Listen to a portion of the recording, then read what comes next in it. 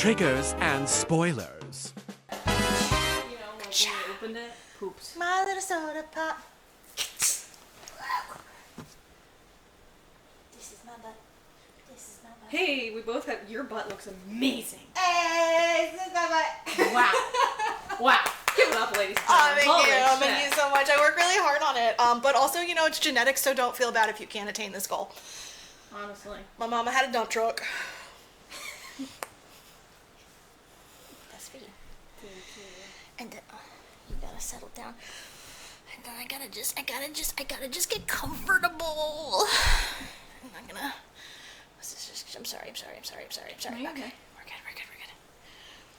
Upside down, and down there.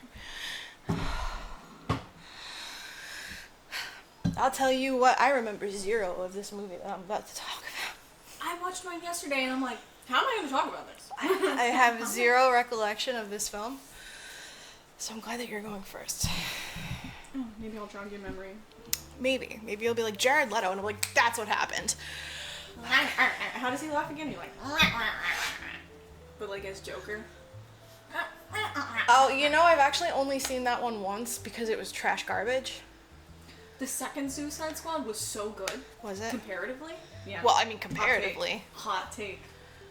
That like never happens. Yeah, I don't like it. I don't like it. I don't blame you. Okay. Are we ready? Are we looking okay? Okay. Drugs are bad, okay. The Thing.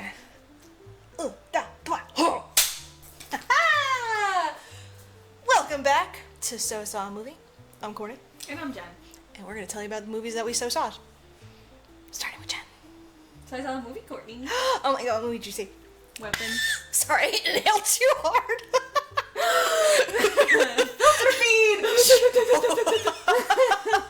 Jokes immediately. Yeah, which is kind of true because we barely ate. We usually barely eat before we start this podcast. So. It's a very unhealthy thing that we do. You gotta earn it. No, Dr. Peters, if you see this, that's not the case. It's just, I can't even defend it. I got nothing. I just don't eat on Fridays, apparently. Like, it's hard to fix disordered thinking, Courtney. It's gonna take a lot of deep work. For me. right. The problem is you're not allowed to lean into it because then you're just furthering it. Yeah. So if you could just that's get me. the fuck work. No. I'm like hee right into that. So Just lean right on fucking in. yeah. The movie that I saw. Yeah. It is not a Courtney movie. No. It ain't. I wish I could have watched it with her. I tried. She was like, well, can we watch it on mute and also with all the lights on and also, like, will you hold my hand and probably my feet, too? Can you just actually, you know what? Hold it all. If I could be swaddled like a baby, that would probably be the best way for me to view this film.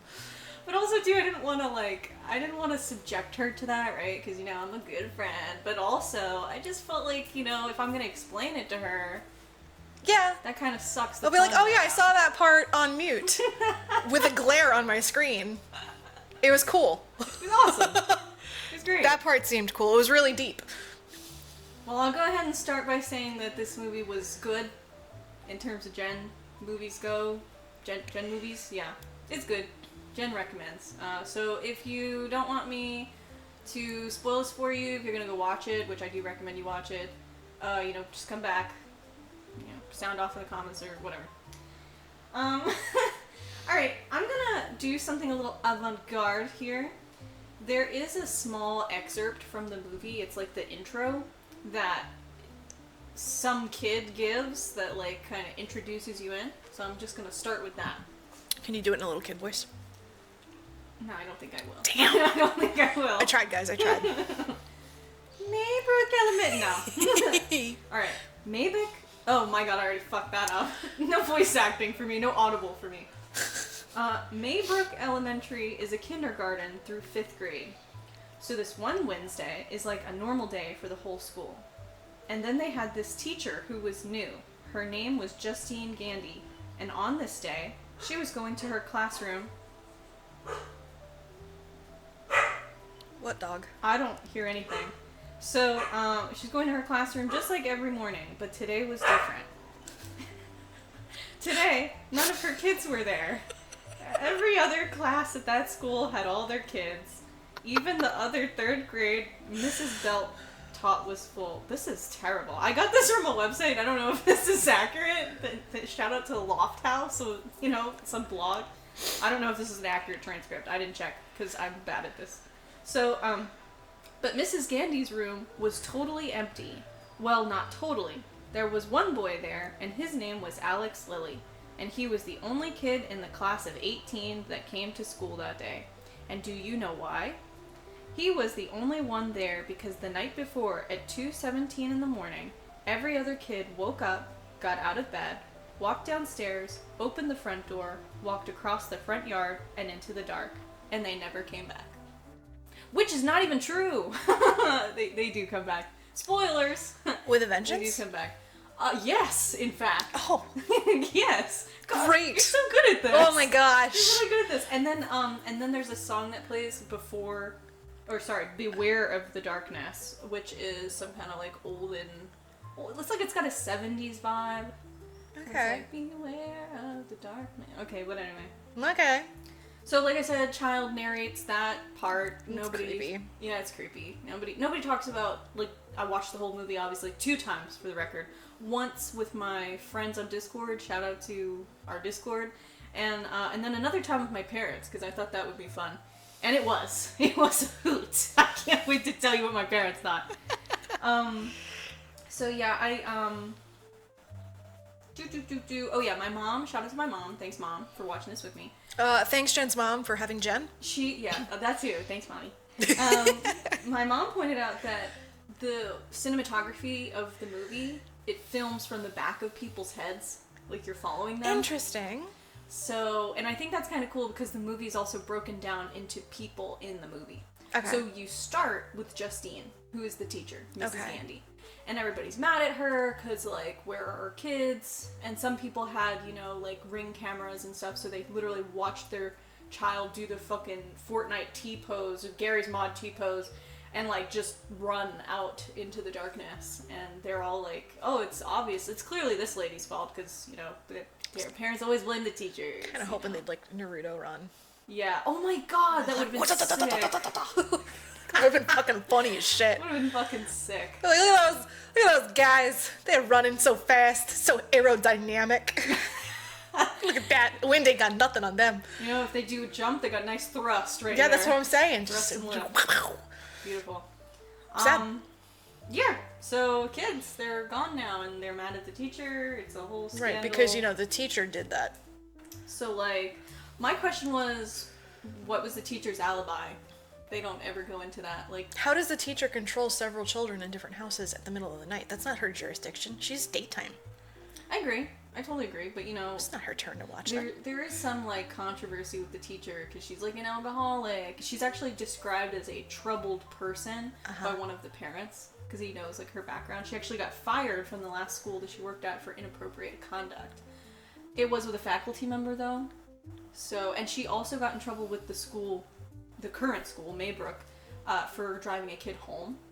Well, that's not a good idea. So, yeah, she was like, oh, well, they didn't have a ride. And he was like, that's still not a good idea. No, you sit there and you wait. Yeah. So, she's kind of Okay, weird. so what I'm picturing is that the parents are picturing that she's at the edge of the block with a white van that says free candy. And she's got, like, a megaphone that only children can hear. And she's like, I got the candy, kids. And they're like, okay, let's go. Naruto run. That's what I'm picturing at the moment as what the parents think happened. Yeah, I think it comes down to conspiratorial thinking, because they just kind of start thinking that she's some kind of witch. That's a logical jump. Yeah, it's a really logical jump. But, you know, in today's day and age, you know what I mean? So, let's see. She's an alcoholic, like I said. She's a bad person. She slept with a cop guy who had a fiance. She's very messy. Very, very messy. She gets tormented, followed, all this stuff. She gets witch painted on the side of her car. People are not happy with her. This was a really funny part. So she's in her house and she hears, like, it's nighttime, and she hears knocking on her door, and she decides to, like, obviously open the door, see what's going on. And then she closes it, and then, like, she keeps hearing knocking. She, like, freaks out. She goes outside with a knife. And when she looks across the street, she sees that witch is painted on her car in red. And my mom, shout out to my mom, she was like, why is her car parked across the street? Good point. Because she's in a house.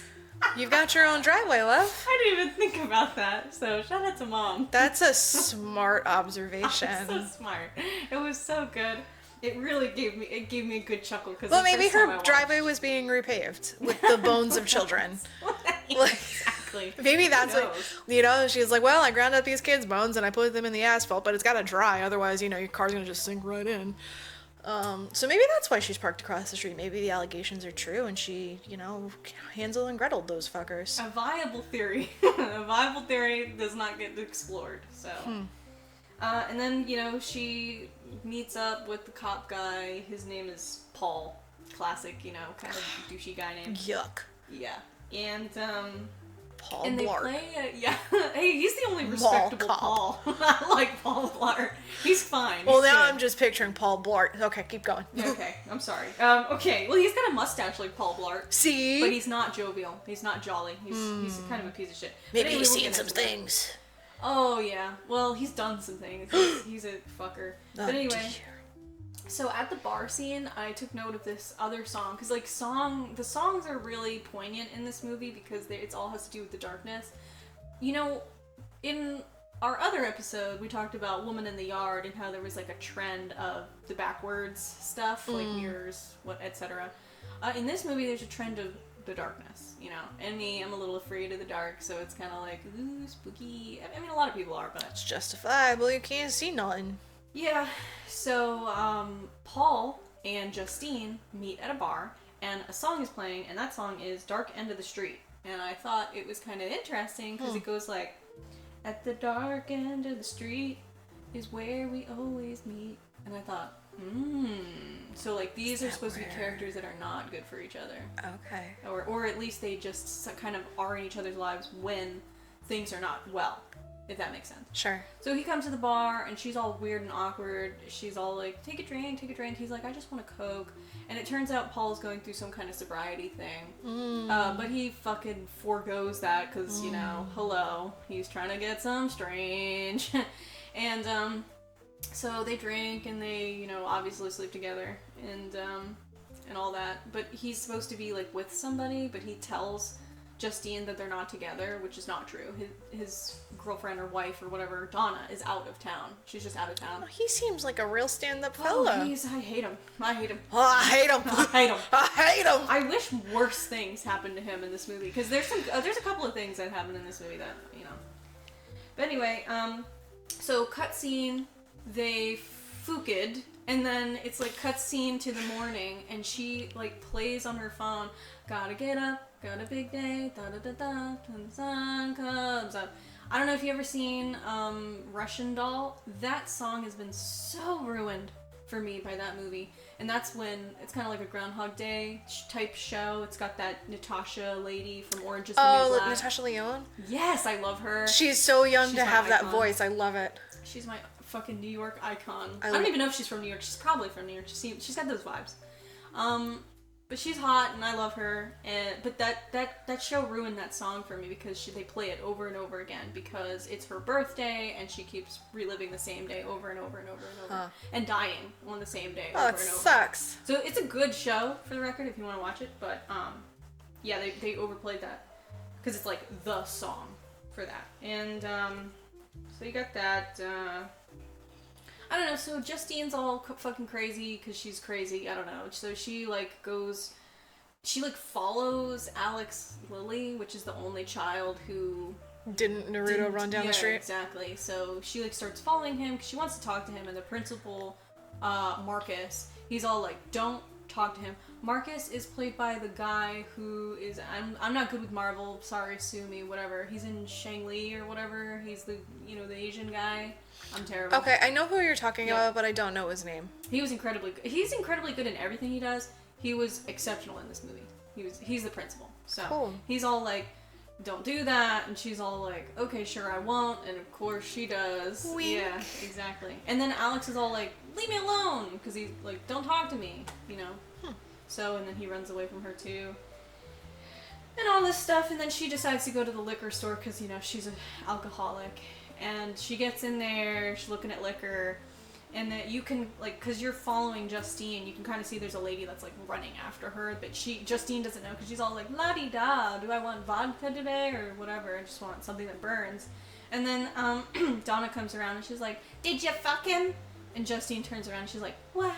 And she's like, did you fuck him? And then she, like, opens up a vodka bottle in the liquor store, didn't pay for it, and just like sprinkles the Justine all over with the vodka thing. She was like, you got him drunk, you got him drunk. So she was like way more upset that she ruined his sobriety, which I was kind of like, damn. And obviously, can we just like hold people accountable for their own actions? Oh yeah, though? we could do that because like she didn't do that, he did I that. agree. And he withholds the fact that he's in a relationship. Like, let's hold the people responsible for their own actions. Yeah, I agree. But I did feel bad for her because she's, like, really hot. Obviously, way hotter than Justine. Come on now. And, of course, they always are, you know. It's like, it's not better. It's just different, so. And, so she's mad, and Justine's all like, ah. And so she decides to camp outside of, like, Alex Lily's house. And so she's sitting in her car, and she is like looking at the house, and she falls asleep in her car, and then like the house door opens and somebody comes outside, gets in her car, and snips a lock of her hair. I thought you would love that part because like how are you gonna stay asleep during all of that? I don't think that would be me. I think I would have definitely woke up if I heard like by like these really old crazy. Well, how long is her scissors. hair? Because like I feel like I wouldn't notice. No, she had like curly tight. Oh, so it was like next to her fucking ear. Yeah, literally, and the snip was next to her fucking ear. I'm sure the Foley artist did a great job, but it's like, snip! And then it goes to, who does it go to? Oh, okay, it goes to Archer. And Archer is the next character. That's Archer is in the bedroom holding the scissors, like, what? No, Nope. like, Nope. Archer is the dad. He's Matthew's dad. We don't know who Matthew is, but he's one of the kids that disappeared. He's all like, man, this is weird, it's terrible. He's like a construction guy, he's like a foreman or whatever, I don't really know. Because he's got this big old, he's a truck dad, and, you know, he's all like, I'm big and burly and I'm sad that my son is gone. So he actually wants to get down to how they disappeared. So he starts asking parents around for for their videotapes of their children running out into the darkness, because he's got the video of Matthew doing it, and he plays it over and over and over again. And he marks where he sees Matthew running to. He like gets out a map, because he's a construction guy. Gets out a map and he draws lines and he's like, Smart. So he cross-references it with some other people's children's, you know, whatever. Their video or whatever. And I wanted to tell you too that your buddy Justin Long was in this movie. See, that's how you know I can't watch it. Yeah. He was Unless it's dodgeball, it's not happening. Yeah, and he was also in that one cheerleading movie. Was it a cheerleading movie? It was like... Yes. I don't know what movie that is. Yes. That was a good one too. Justin Long. I see him in uniform. Yeah, he was there. He was at... There was like a competition. Yep. That's the Wait, one. was that still dodgeball? No, I don't think so. I think it was. Maybe it was. You know me in movies. I've seen too many. Far too many. But he I was don't only in remember. this movie for like 5 minutes. Well, that's enough. Yeah. And he was a dad. And he was all like, yeah, sure, you can take our videotape, even though his wife was like, that's weird, don't do that, don't give him that. And he was like, yeah, fuck you, I'm the husband. I'm the man of the house. Yeah, exactly. So, all that stuff. So he's like in the middle of trying to figure this out. He's got a map with some red lines on it. He's all like, you know, like Sunny in Philadelphia, like, I see the patterns. And then he has a nightmare at one point. There's like a recurring thing of nightmares in this movie. Justine has a nightmare. That's the one that they play in the trailer, where Alex like lifts up his head and he's got this creepy face in the trailer. Anyway, that's her nightmare. But I loved the nightmare that Archer had, like Matthew's dad. So he like sees Matthew run out of the house and he chases after him. And he sees that Matthew runs to another house. And he's like, that's weird. Look at this house. And he looks up. And he sees an M16 gun floating over the house. And it's got 217 written on it. Well, that was the time you said that they all ran away. Yeah. Yeah. So I don't know why there's a gun floating above the house. This was his nightmare. So, I don't know. Take it up with Matthew's dad. I don't know why he had guns on the brain. But whatever. I mean, it's America. So that's where I thought this was going. The first time I watched this, I was like, I see where this is going. I didn't see where the fuck this was going. I did not. Morgan Freeman comes in. She did, in fact, not see where this was going. But he follows him into the house. He goes up the stairs, and he sees his son is in the bed, and he's, like, covered by a blanket. So you're like, oh, that's not your son, right? Well, it is. He gets up to it, and he uncovers the blanket. He sees Matthew's sweet little face, and he's all like, Matthew, I miss you. I wish I had said I love you more because I feel it all the time. It was a beautiful monologue. And right in the middle, when he's in this beautiful monologue, a light flashes on the son's face, and his face transforms into this really creepy really creepy face. I don't even know how to explain it, but it has makeup on it, he's got red hair, and he's all like, you know, like really grimacing, really smiling, and it's really fucking creepy. And my favorite part is that they show when he snaps out of the nightmare, and he's like awake in his bed, and he backs up into the wall, and he's like, what the fuck? It was so goddamn funny. It was so funny. It was so real. Because if I had that dream, yeah, I'd be in a mental institution. It was really fucking crazy. That's I insane. can't even like. You gotta see it. Unfortunately, I know you. I do not. I know you. I do not gotta see it. I could believe you. I believe you. So all that stuff, he at some point is driving around town trying to figure stuff out. He sees the teacher as at a gas station because, you know, she's driving around with a fucking car that says witch on the side of it. You could see her clear across town. She can't get it off. She is not gonna get away with any crimes right now. No. So she like is filling her up, and then and Archer comes all over and he's all like, I gotta talk to you about something. And she's all like, what do you want to talk to me about? My life sucks. Just leave me alone. I don't know what's going on with your children. And as they're having this conversation, Justine looks behind Archer, and there's a person running, just like how the kids with the same T-pose, running towards her, and it's the principal. And his eyes are crazy. They're like bulking out of his head. He's got black shit all over his mouth, and he's like running after her, and he gets her and he chokes her. He starts choking her, and he's just crazy. He's like nuts. And so Archer is like trying to kick him and get him off, and you know, he gets like gasoline all over him. So you're like, oh my god, this is getting crazy. But as Justine somehow gets away, gets in the gas station. But this guy is like a heat-seeking missile. Like every time you knock him down, he gets right back up, and he chases right after you. So she's going all around the gas station. Does he run or does he horror movie walk? No, he runs. Ooh. He straight up runs. Like, they even show him running clear across town to get to Justine. And he's like, do, like, going. You can even see people who are like, what the fuck? As he's, like, traversing soccer fields and shit. Like, he's going all throughout town running to get to Justine. Parkour!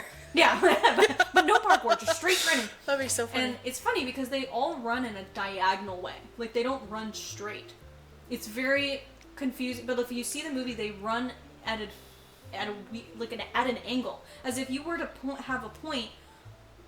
I'm not explaining this well. If you were to have a point on the map, rather than running straight, you run like this way.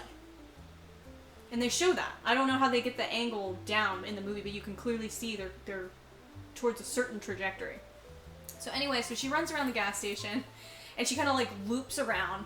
Archer tackles him into a fucking cooler, so it breaks the glass and all this stuff. It's very dramatic. But as she's running out of the gas station, she tells the gas station clerk, like, help me, do something. And he's like, get out of my store. And I just thought it was so funny. So real. That's like, wild. He's like, what? You're the one bringing this dude in here. You get out of my store. I don't really want to fucking help you.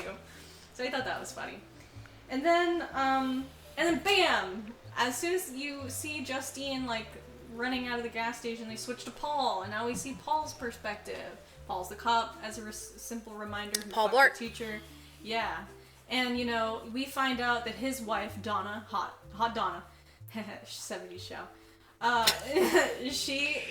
her dad is the chief of police. Probably how he got the job. Jeebs. Yeah, and he's all like, hey, Daddy-o, don't forget about our anniversary dinner or whatever, and his dad, his, like, father-in-law is all like, yeah, whatever. Clearly doesn't like him. clearly does not like Paul. He's probably got a good, intuition as the chief of police, so he probably just fucking does not like him. I mean, I'm sure you learn how to read a lot of people by the time you get to that point in your career. I'm sure of it. That's why I was like, I don't think he's just an asshole guy. I think he knows something. Yeah. He's got a vibe. Because Paul sucks. Got a vibe. So he just, you see him riding around in his police cruiser, and he's just, literally doing nothing until he sees a druggy guy trying to break into a place, and he's in hot pursuit. He chases him down.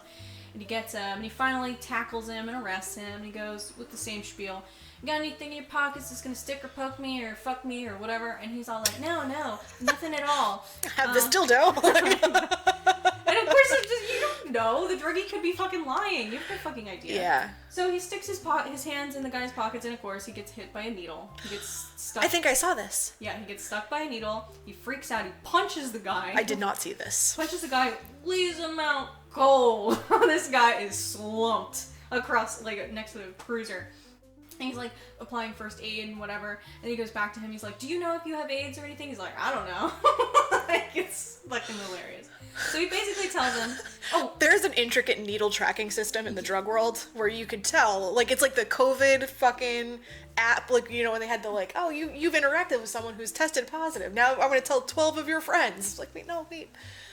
Yeah. I mean, I don't even know, I guess AIDS would be definitely on the top of my list, but I feel like that's fairly uncommon. I would be way more worried about, tetanus. I think we don't know how long. Yeah, there's so many things going on here. That drug, the maybe residual drugs left on the thing, there's a couple things. So as he's cleaning up his finger, he realizes that his squad camera took video of the whole altercation. Epic. He's like, I'm fucked. He's like, I am so fucked. Yeah, you are. So he tells the guy, he's like, look, if I ever see, I'm gonna let you go. All right, I'm gonna let all of this go. How benevolent. But if you ever come back, if I ever see you again, I'm going to arrest you. I'm gonna fuck you up. And he's like, the druggie's all like, oh, okay.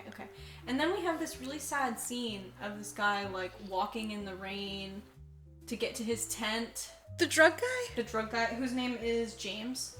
We get a little bit of his perspective too. He's very sad and very fucked up. Poor drug guy game. James. So, yeah. So there's all that.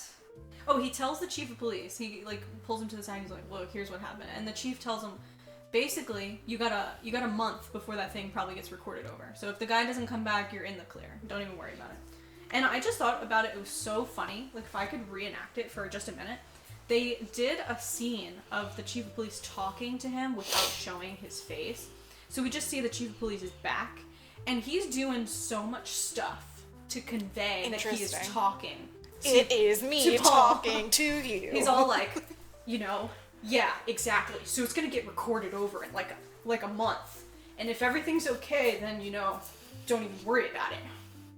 And it was literally something out of GTA. It was I can only imagine an NPC actor would have to do. All of those shoulder shrugs. It was so much stuff, it was really funny. That's amazing. Oh yeah, so all that stuff, he fucks Justine, he comes home, they go through all of that again. Okay. Okay, so that's where he's...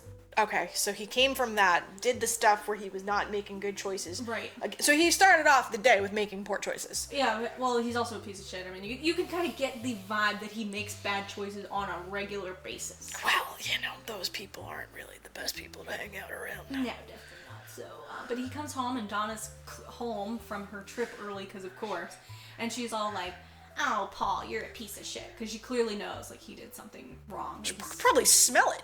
Yeah, probably smell it. Well, that and he's, let me smell your dick. There's a song about that somewhere. But anyway, yeah. Is that latex I smell? Yeah. Well, if you're lucky, who knows? Oh, shit. If he did, oh my god. If he got stabbed by a pokey needle that he doesn't know what it was on, and then had unprotected sex with a random person, and his wife and him are trying to have a baby. Oh, wow, She was talking about ovulating and everything. He sucks. He's a piece of shit. I hate him. I hope he didn't pass anything along to those ladies. He is the worst character in this movie. We have the villain, who's Aunt Gladys. I'll just go ahead and say that now. But we have the villain. Paul's way worse than the fucking villain. If you ask me. He sucks. I hate him. Unredeemable. Damn. Whatever. Da-da-da. Okay, back to James. James is the druggy guy. He lives in a tent. His life is very sad. All that stuff. He tries to open car doors to get stuff from the cars to, like, sell to a pawn shop so he can get money. And he finds, like, a kid's iPad in one of these cars. It's all busted. He tries to go to the pawn shop. And he's like, clearly this is $50. And the pawn shop guy's like, no. He's like, 10? 5? Like, he won't even give him $5 for this. That's how down bad he is. He wants money for drugs. So, gets nothing, goes back to his tent. He's got a fucking shiner. All this stuff. And then, let's see. He breaks into the house that Alex Lily is in, which is, like, all fucking, you know, covered by newspaper. Like, they put newspaper on the windows. It's very weird. Like, I would be very concerned anyway, but he sees, like, all the newspapers on the front lawn that haven't been collected. So he's like, clearly this house is abandoned. So I'm gonna break into there, see if I can steal anything so I can go pawn it. I don't really fault him. Yeah. But he gets in there and he sees 2 people sitting on the couch and he kind of freaks out. Because he thought that the house was empty. Because he climbed up to the 2nd story, got in through the 2nd story, came downstairs, sees 2 people on the couch, but these people are not moving. They look dead. They look dead as fuck. Spooky. So it's a man and a woman. But he's all like, whatever. Anyway, so he starts putting silverware in a bag, and he goes into the basement, and he sees children. He sees children in the basement. And they're just all standing there in the He's dark. a homeless drug addict. Something's gonna happen. He's an expendable character. Holy fucking shit. No. What's gonna happen? Oh god, I'm so scared. Well, fun fact, he leaves the house with silverware in tow, even though he was freaked out by seeing children in the basement, 2 dead people on the couch. He was all like, this was weird. Anyway, let me take my sack of la-di-da. And he goes back to his tent, and as he's walking to his tent, which is in the woods, he sees a person waving at him with, like, really bright red hair. Very creepy. It creeps him out. So he goes to his tent, he closes it up. And as he does that, that's gonna keep someone out. Yeah.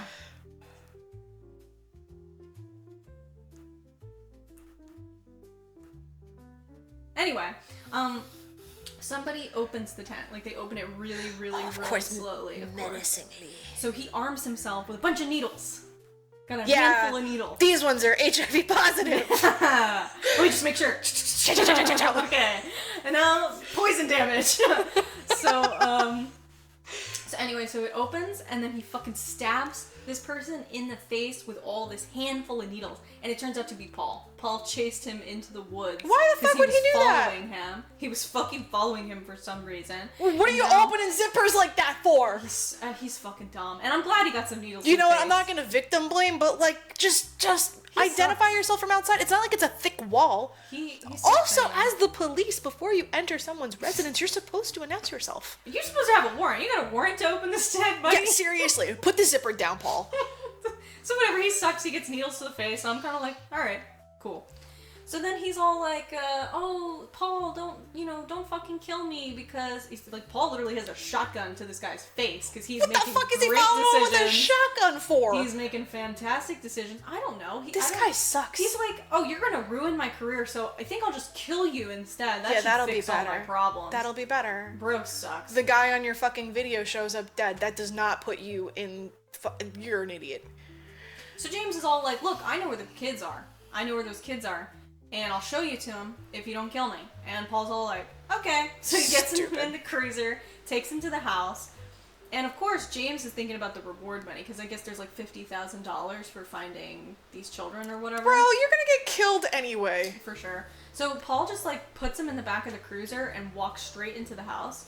And then they cut to nighttime. So James has been in that cruiser for God knows how long. And then all of a sudden, Paul comes out of the house, and he just comes right towards the car very slowly, like just walking towards the car. And he starts choking James out. He opens the car door and he chokes James out. He's got the same choky virus. And now, bam! We don't see what happens to James. We now see we're in the principal's perspective, right? Before he got all crazy and started running. Uh-huh. Okay. Sorry. Needed a refreshment. Yes. Now. It doesn't make any fucking noise. Correct. It's like that scene in fucking Twilight. Prophase. I want to check. Prophase. Told you.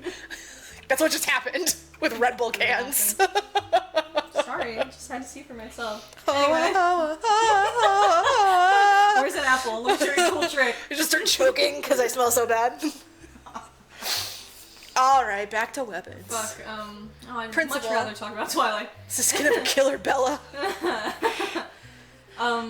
Okay, so the principal's gay. It's a fun fact just about him. It's cute. Oh, that's nice. Good for him. So I just figured out I'd say a character and I'd say an adjective. So you got Paul, piece of shit, Justine, weird alcoholic, James, druggy, principal, gay. So then you have, so he's sitting in his office. Never mind, go ahead. No, you have I mean, to. like, all of those other things were bad. Like, They're just adjectives. those are all negatively connotated. Well, because I gotta be honest Except for gay, because that's not a negative thing. with you, everybody else sucks. Okay, so he was alright. He was Yeah. like, alright, good guy. Which Good gay sucks, guy. 'cause Let's do that. I feel like what happened to him is like the worst that happened to everybody. I gotta be honest with you. Oh, like, man. Well, maybe Of it's because course. he was a cool dude. Of course, because he's too nice. He's excellent. Yeah. He's wonderful. He's living a happy little gay life. And It's wonderful. Justin Long was in this movie. And he was, yeah. Even though it was for 5 minutes, but whatever. And he Yeah, had, still, he you had gotta like be He had suspicious. facial hair. That threw me off. Does he Justin look Long. older than 25 years old? Oh, he looks so old in this movie, yeah. Really? I feel like he always looks 25 years old. Not in this one. He looks like fucking, I'm about to, take out my 401k. He's looking very old. So anyway. So he's sitting in his office and his secretary comes in. He's like, your 2 o'clock is here. And he's all like, sure, send him in. And the secretary just kind of gives him a weird look like, are you sure? And they're like, yeah, like, just come on, whoever it I mean, is. like, you could have given more information if you were a little, like, tentative about it. Like, Well, yeah. like, Like, if some weird-ass freak came to go see you, I wouldn't be like, it's your 2 o'clock. I'd be like, it's your 2 o'clock, and he's all, freak! yeah, for You real. do not want to see him by yourself. And I Like, think I would have also- just been like, it's your 2 o'clock, have fun with that. That's also a really good point because, like, he's a gay man. Like, I imagine you're a little catty, so you got a little relationship with your secretary that's all like, well, this one's a fun one, you know Right, what I mean? exactly! Like, we're like, oh, check out the fucking face on this motherfucker. So, of course, he's got frosted glass in his very fancy, nice principal's office, and he just sees red hair just coming. Oh. And she comes in, she introduces herself as Aunt Gladys. She says that Alex's parents can't make the meeting because they're very sick, and that's why they haven't been able to pick him up from school, which is why she wants to be the one, that is like, call me if there's anything going on. You don't call his parents, call me. And the principal's all like, I can't do that because, like, that's against the rules, like Forms and like, the stuff. forms and stuff. And then he also threatens her with CPA, right? Yes. CPS, there we go. Threatens her with accountants. We will math the crap out of this. That's scarier to me. to be Accountants honest. activate! That's way scarier. Gonna send in a Assemble! CPA. My finances are terrible. I'm in the red. I know I'm in the red. Fuck. So yeah, he's all like, yeah, we got complaints, and we might have to contact CPS, and she's all like, oh dear. So all this stuff, but he's talking to her, and as he's talking to her, she kind of looks over at the stuff he's got like in his office, and he's got all these like accomplishment ribbons, laid out and stuff. Are they in Roy G. Biff? Because I really hope they are. I don't know what that means. The rainbow colors in the order of the rainbow. That would be really nice. I remember seeing purple, yellow, Yeah. blue. I don't think they were in any synchronized Man, layout. I'm sorry. that's okay. I was just thinking of Captain Holt, R.I.P. And, he organized his really colorfully, so I just kind of was hoping that maybe he would do it too. He didn't. Alright, well, this movie's Sorry. stupid anyway. 2 gay men with nothing in common. Sorry. Oh, man. Can't categorize anyone these days. It's terrible. It's a terrible world we live in. So yeah, she's looking at his ribbons and whatever, and he's talking to her about like blah blah blah complaints, blah blah blah CPS, blah blah blah, and then we cut to the principal being at home with his lovely husband, who kind of looks like this one stand-up comedian. I'm terrible. I don't remember his name. You can put it somewhere over there. And he's funny. He Well, I runs hope the same so. circles as like John Marco Sorelli? I don't know. I tried to say his name. John Marco. That's the only one I know. Anyway, he runs in the same circles. He's super fucking flaming gay, and that's what his husband looks like, sounds like, all that stuff. And they're having like a hot dog thing. I was like, damn, like I really want to do this with Courtney, because they have like this tray that's like compartmentalized, but it's like big, and they just did like hot dogs and ruffles and carrots, and I was like, this is so It's a fucking TV cute. tray. It's a TV tray, and I was like, they're literally sitting together, having a nice life, having a little TV tray, watching Animal Planet, just like chilling on the couch. I was like, that I want that so bad for Courtney and I. So maybe one day. Maybe after the beer festival. Oh, beautiful, coming soon. Maybe without hot dogs, I feel like that would be a terrible life decision. Yeah, like I feel like that would be a poor choice. Yeah. But yeah, we'll find some TV trays. So they're sitting down and they're enjoying their lovely TV night gay stuff, and then Aunt Gladys is at their door and she makes up some crazy excuse. How does she know where he lives? Great question. They don't know. I guess it's a small town, like I assume. I don't know, but she is all like at his door and like, I missed the bus. I need a drink of water. And the principal's all like, this is inappropriate. Please don't come into my house. And the husband's like, oh my god, sweetie, like no, come on in. Like how could you be so awful? Oh no, type shit. That's not good. And as soon as she gets in the house, my mom was like, oh, she's fine now, because No. she starts saying like, oh my god, I love your house. It's so beautiful. It's so No. lovely. And then they bring her to the kitchen, and she's all like, can I have some water? And they're like, sure. And they go to grab a cup, and she's like, actually, a bowl. And he's like, I'm sorry, what? What? And she's like, yeah, I have like a weird little thing. And she's like, I don't even justify it anymore. So anyway, can I have a bowl of water? And he's like, sure. Weird thing, I'm kind of a dog. Yeah, a little bit. But he gives her like a nice glass bowl, like a Pyrex bowl. And then he sets it down in front of her, and they're like, so here's the deal, you know. And then she's all like, have you contacted the authorities yet? Ooh. Drinking out of a bowl. Fuck. You scared me a little bit. Holy shit. Holy fuck. Oh my god. I'm just thinking of how one would casually have a conversation and drink out of a fucking bowl. Well, she's not drinking out of it yet. It's sitting on the counter in front of her. And she puts her big ass fucking Mary Poppins bag right on the counter, which is also a little rude. Like, where has that been? And they put it right on the kitchen counter. And then she's all like, yes. So have you contacted the authorities yet? And he's like, well, no. I mean, per our conversation, I just thought maybe we could sit and chat and blah, blah, blah with Alex's parents. And she's like, oh, excellent, very good. And so she takes a thing out of her bag. She takes out a bell, and she takes out this, like, big stick. And she talks to them, and she, like, pricks her finger on the stick and starts, like, rubbing it on the stick. And she's got, like, the ribbons that are tied around this stick that she was looking at. And he's like, are those my ribbons? And she's like, oh, yes, they're lovely, aren't they? And then she says something to the husband like, oh, I seem to have cut myself. Can I have a rag, dearie? And as he goes to give her the rag, she cuts a piece of the husband's hair off. And he's like, oh my god, she just cut my hair off. Like, clearly that's exactly what happened. Why would you even get close to her? She's being fucking weird. But they're all just like, I don't know, NPCs. So then she rings the bell, and the principal just kind of like goes, you know, he's frozen. And then he starts like shaking. And then she like takes the twig and like wraps the husband's hair around the twig, rubs the blood on it, and then snaps the twig. And when she snaps the twig, the principal starts choking his husband like crazy style, like like animal style, in and out, fucking holding it, and he's all like choking him. And then he's like, his husband's like fighting back, but as he's fighting back, you know, the principal like throws up this black shit like all over him and his husband, and then for some reason starts headbutting him, and he headbutts him, and he headbutts him, and he does it so many times that obviously his husband's head like concaves, like it is eviscerated. And I really like that they added this like gore element to the movie where the principal, like his face, the more he hits the guy in the head, the more his eyes come out of his Oh, wow. face. So it's like it's like gore. It's like gore. Like realistic. So anyway, she's all like, I've had enough. After he's like eviscerated this dude, and she drops the stick in the bowl of water, and that's when he immediately stops. So now he's just standing there.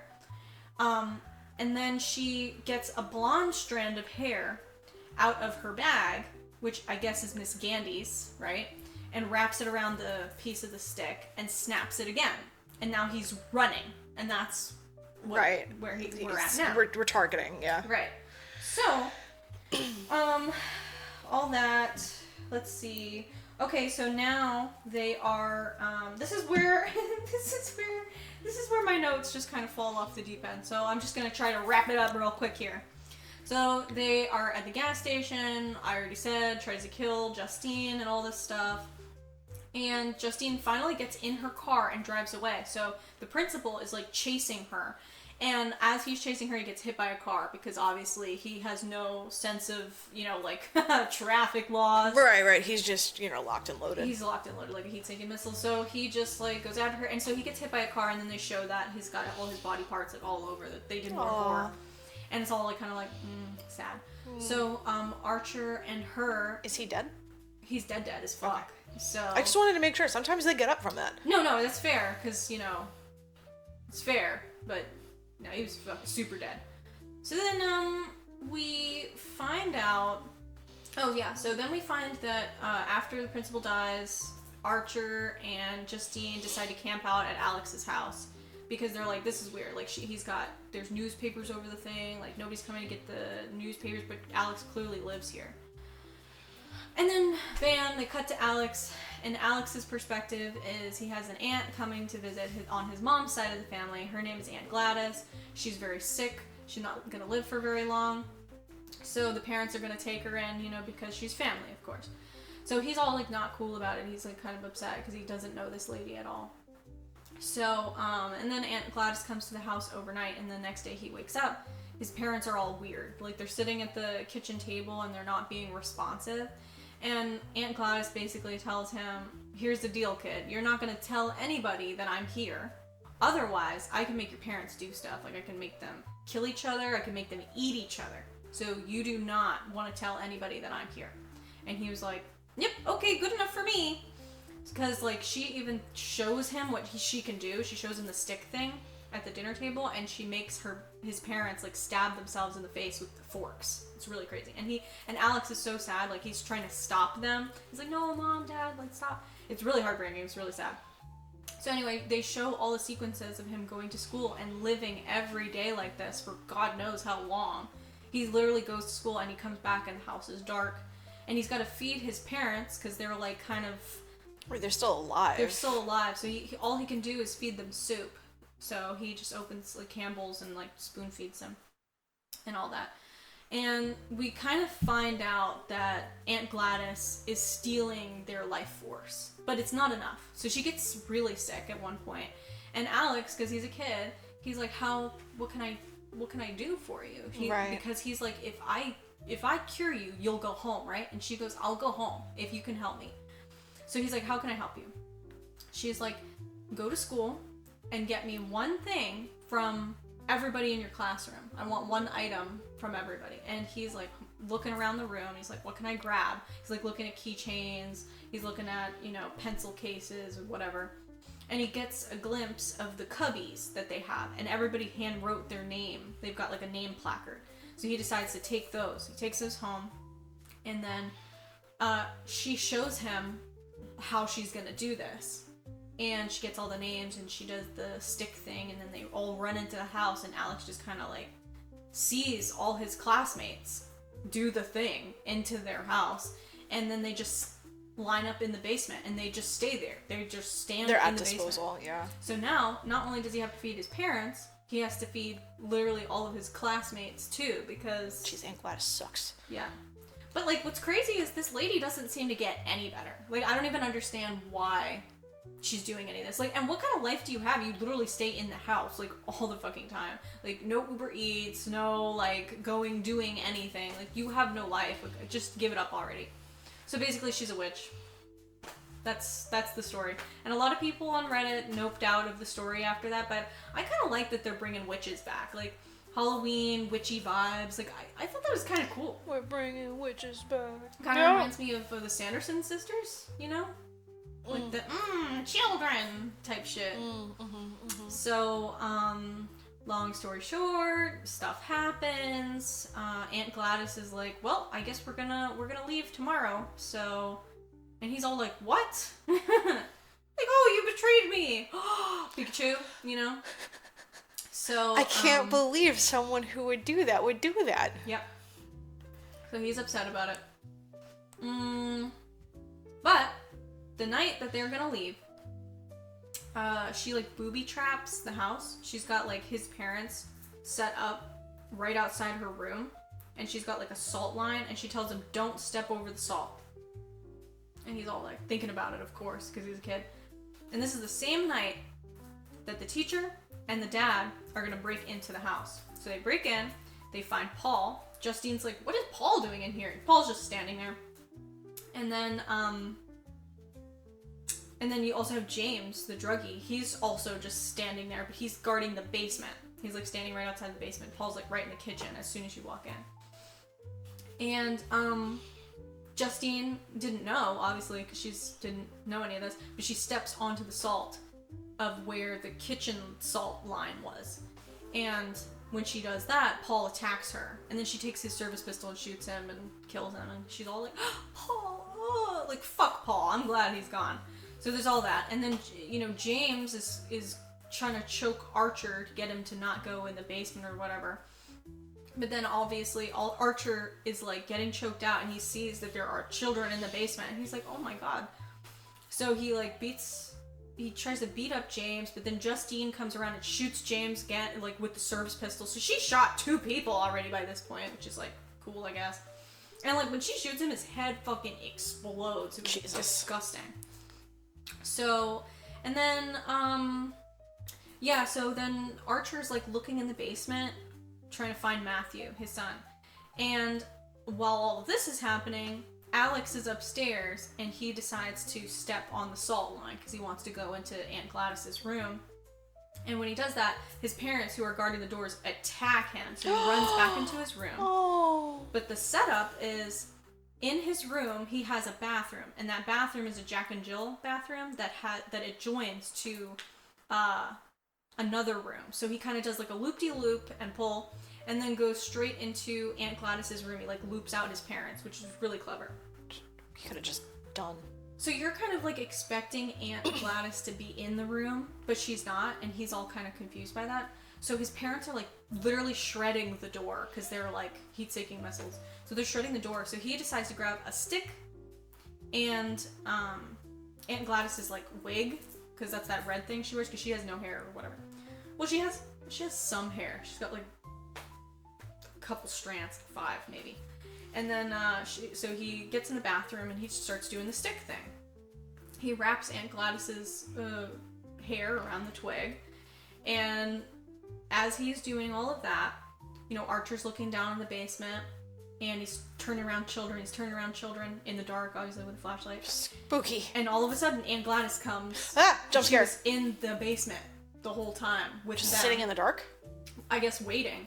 And when that happens, somehow she takes control of Archer, and Archer goes to try to hurt Justine. So he's starting to choke Justine. So this is while Alex is in the process of doing the thing. So he eventually snaps the twig, and Aunt Gladys is in the middle of her villain monologue, of course, when... Wait, we need the exposition, of course. Of course. When she hears, like... And she's like, oh no! And she starts running, because the children have come out of the basement, and they are fucking chasing her. Like, they are chasing her. So you have a horde of children. Apparently 18, I think that's how many children were in the classroom.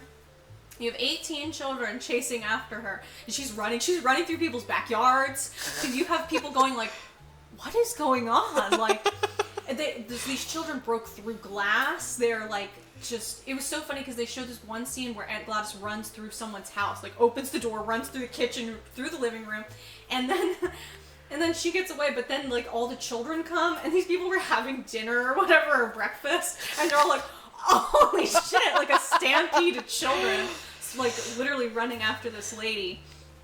Long story short, they get to her and they pull her apart and they eat her.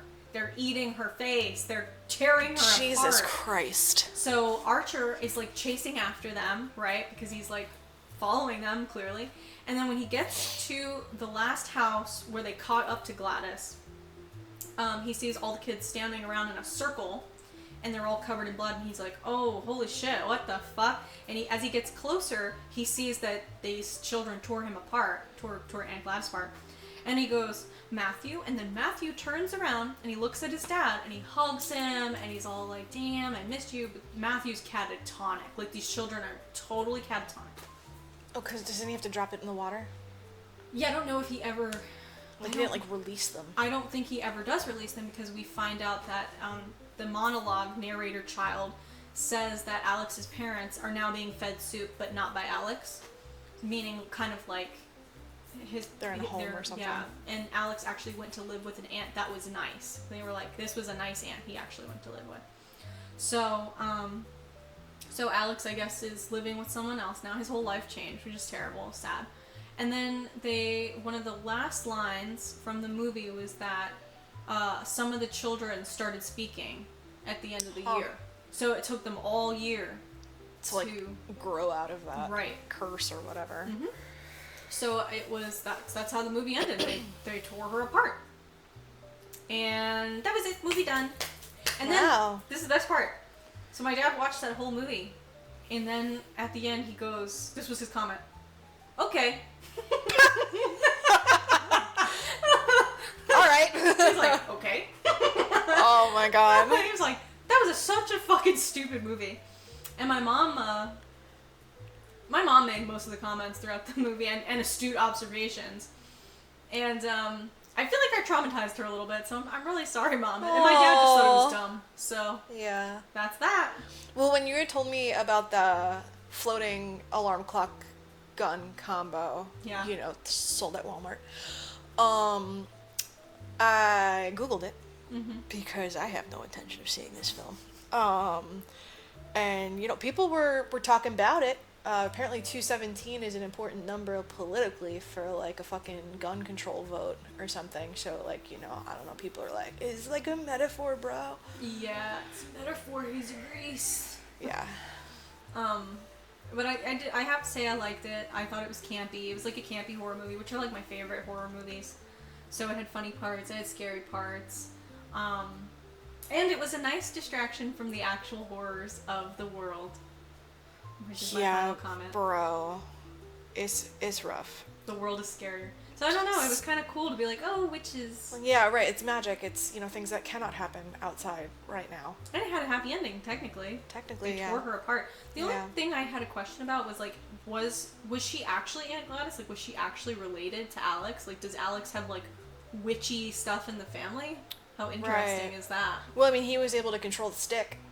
Well, that's the other thing. Like, Aunt Gladys, when she came into the house, she had, like, a tree. This, like, weird tree that she takes with her. I thought it was like, oh, tree of life. Like, if the tree dies, she dies or whatever. But it wasn't like that. Right. I think that's where she gets the twigs from, this very specific it's tree. like that guy that in Over the Garden Wall with the very specific lamp juice. He's like, no, this is my lamp! My child isn't here! Spoilers. But it's 10 years old. So maybe it's like that. She doesn't seem very protective over the tree. She stays in her room. Oh. She, like, meditates with it. But she's, like, very open with Alex about, like, here's all the witchy stuff. So it's kind of like, I think stupid. She is part of his family or something. They are family. So, you know. Movie. It was a movie! Yay! Okay. Gladys. Okay. Oh, now it's your turn to butt. Butt. Butt. No butts for you. Oh, not today. Not today. Unless you subscribe, then maybe. Give us some money. Okay. You look like Steve Jobs. Visionary. Charmander had to give me strength. Yesterday was a bad day. It was a bad day. It was a bad day. Can confirm. That was a bad day. I didn't like yesterday. Yesterday was bad. I have Jiminy Cricket here, so that I can remind everybody to always let your conscience be your guide, because it's really important. Because you know the horrors of the world. Just stay safe out there, friends. I don't even.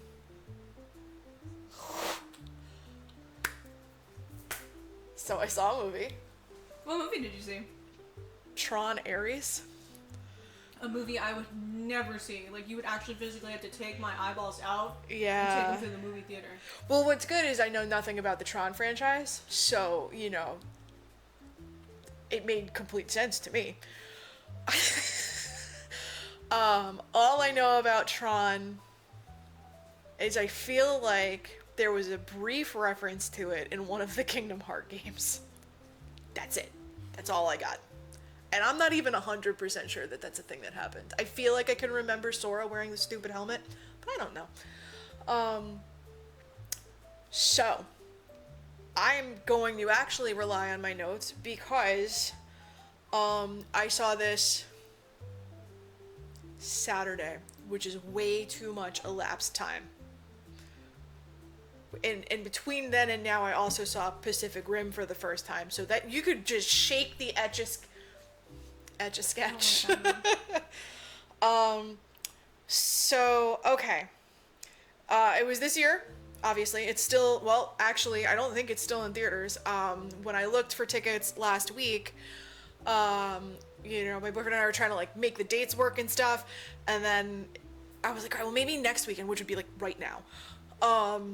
Yeah, they wasn't in it. It's not, I don't think it's in theaters anymore. Jared Leto made sure of that.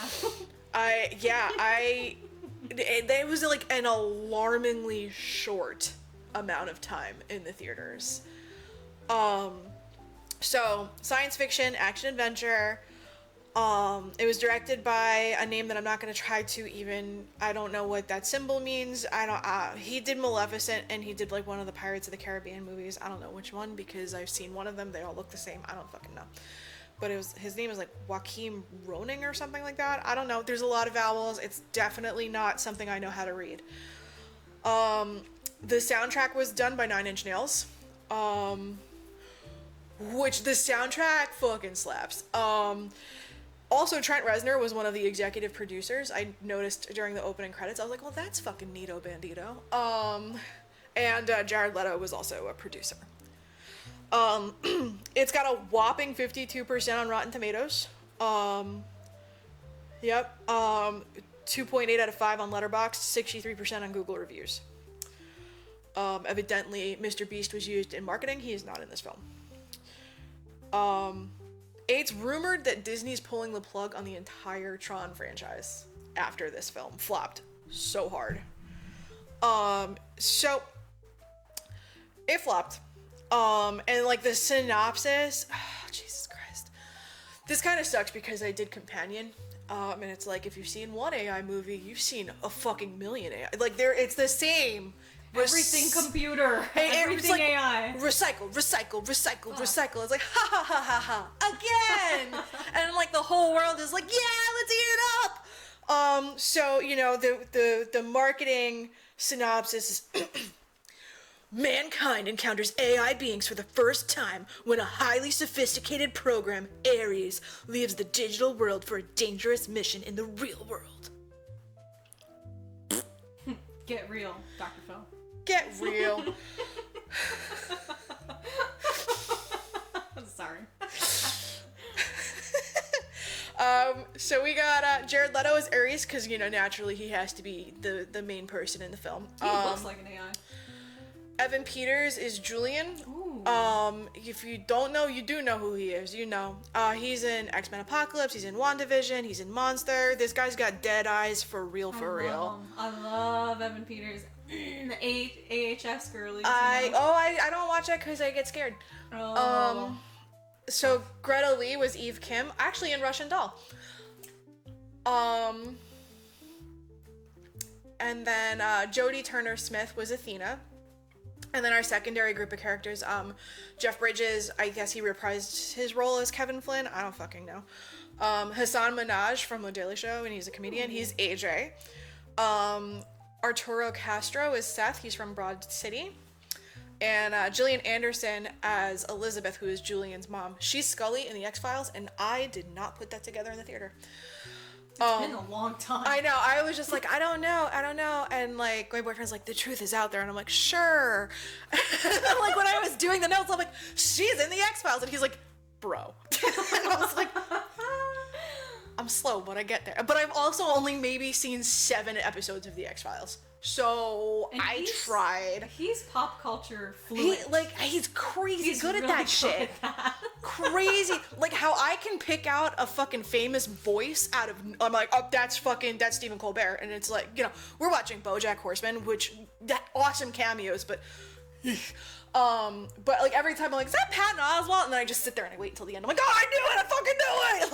Like I win that game every time. But he's really good at like, oh yeah, that's the guy from the thing and the stuff. I'm like, but you can count on me to not have seen a movie, so it kind of drags. Okay, so like I said, I'm gonna actually rely on these because I had zero recollection of this film. Like I said, soundtrack slaps. If you like synth wave, like that 80s retro fucking shit, it's so fun. It's all that shit. There are no words, there's no lyrics. None. It's just bass. Oh, it's so nice. So I'm gonna say, like, someone actually on Letterboxd wrote, it's basically a $200 million music video for a new Nine Inch Nails album. That's kind of like W marketing. Now I kind of want to watch it. So that review was by user J. I'm gonna give you the clippy clip to put in the clippy clip and the thing and the stuff for Chance. And then I remember I told you there was a review that was just like so succinctly put. I'm so ready for this. It was, okay, from Jonathan Fuji, 1.5 stars. Quote, a really pretty poop from a butt, unquote.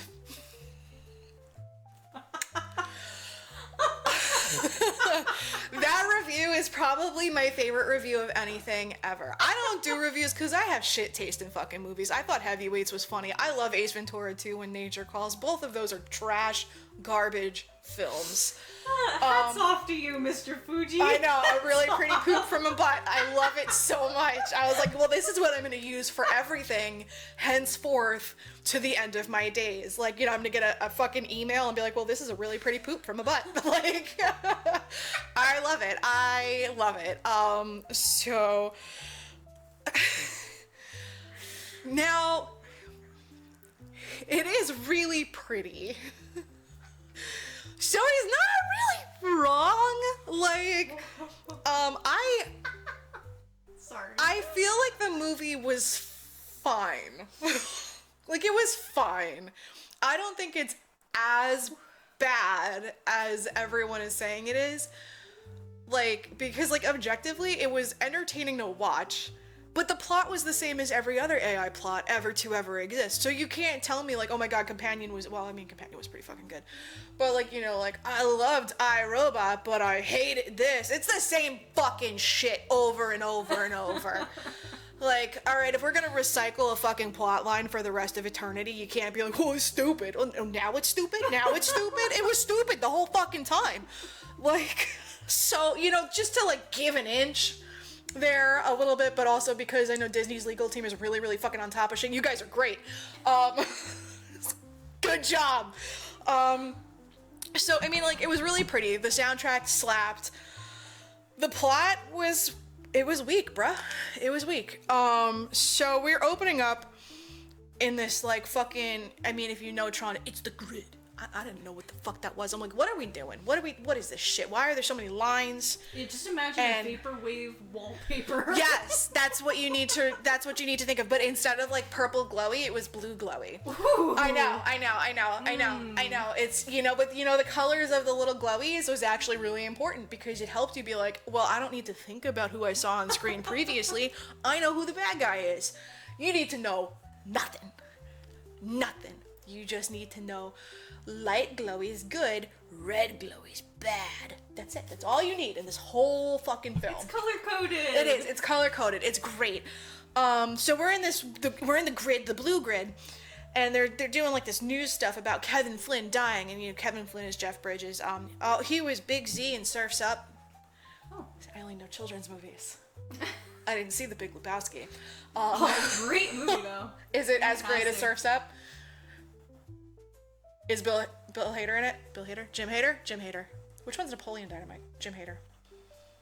Bill Hader's the guy with the face. I know that. Oh, he does the... Yeah, that guy. Yep. He's in the Californians. I love fucking SNL.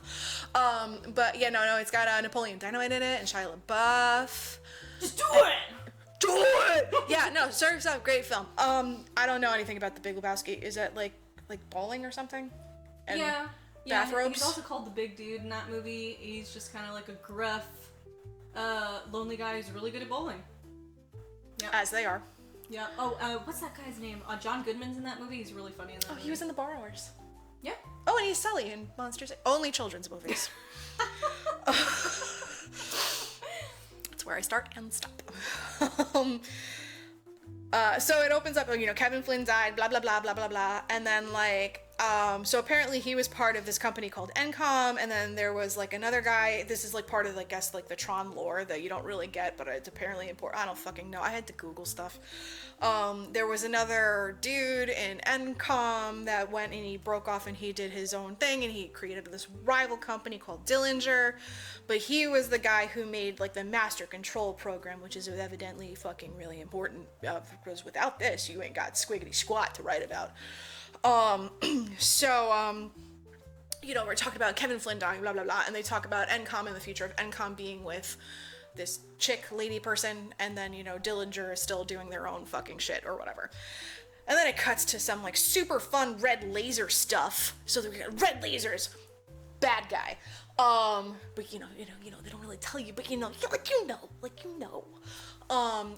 they, laser, and the laser 3D prints this bro dude man in a motorcycle helmet, all black except for his laser light, I don't know, seams, I guess. I'm just imagining, those people that dress up like stick figures for Halloween, they wear a black suit and then they put the glow sticks on. It's similar but not the same. Okay. So if you took a guy, put him in a motorcycle helmet, all black, super shiny, oh man, he waxed that thing. But then you have the world's tightest motorcycle jacket, and then where it would have the trim, so you can match your bike like a cool guy.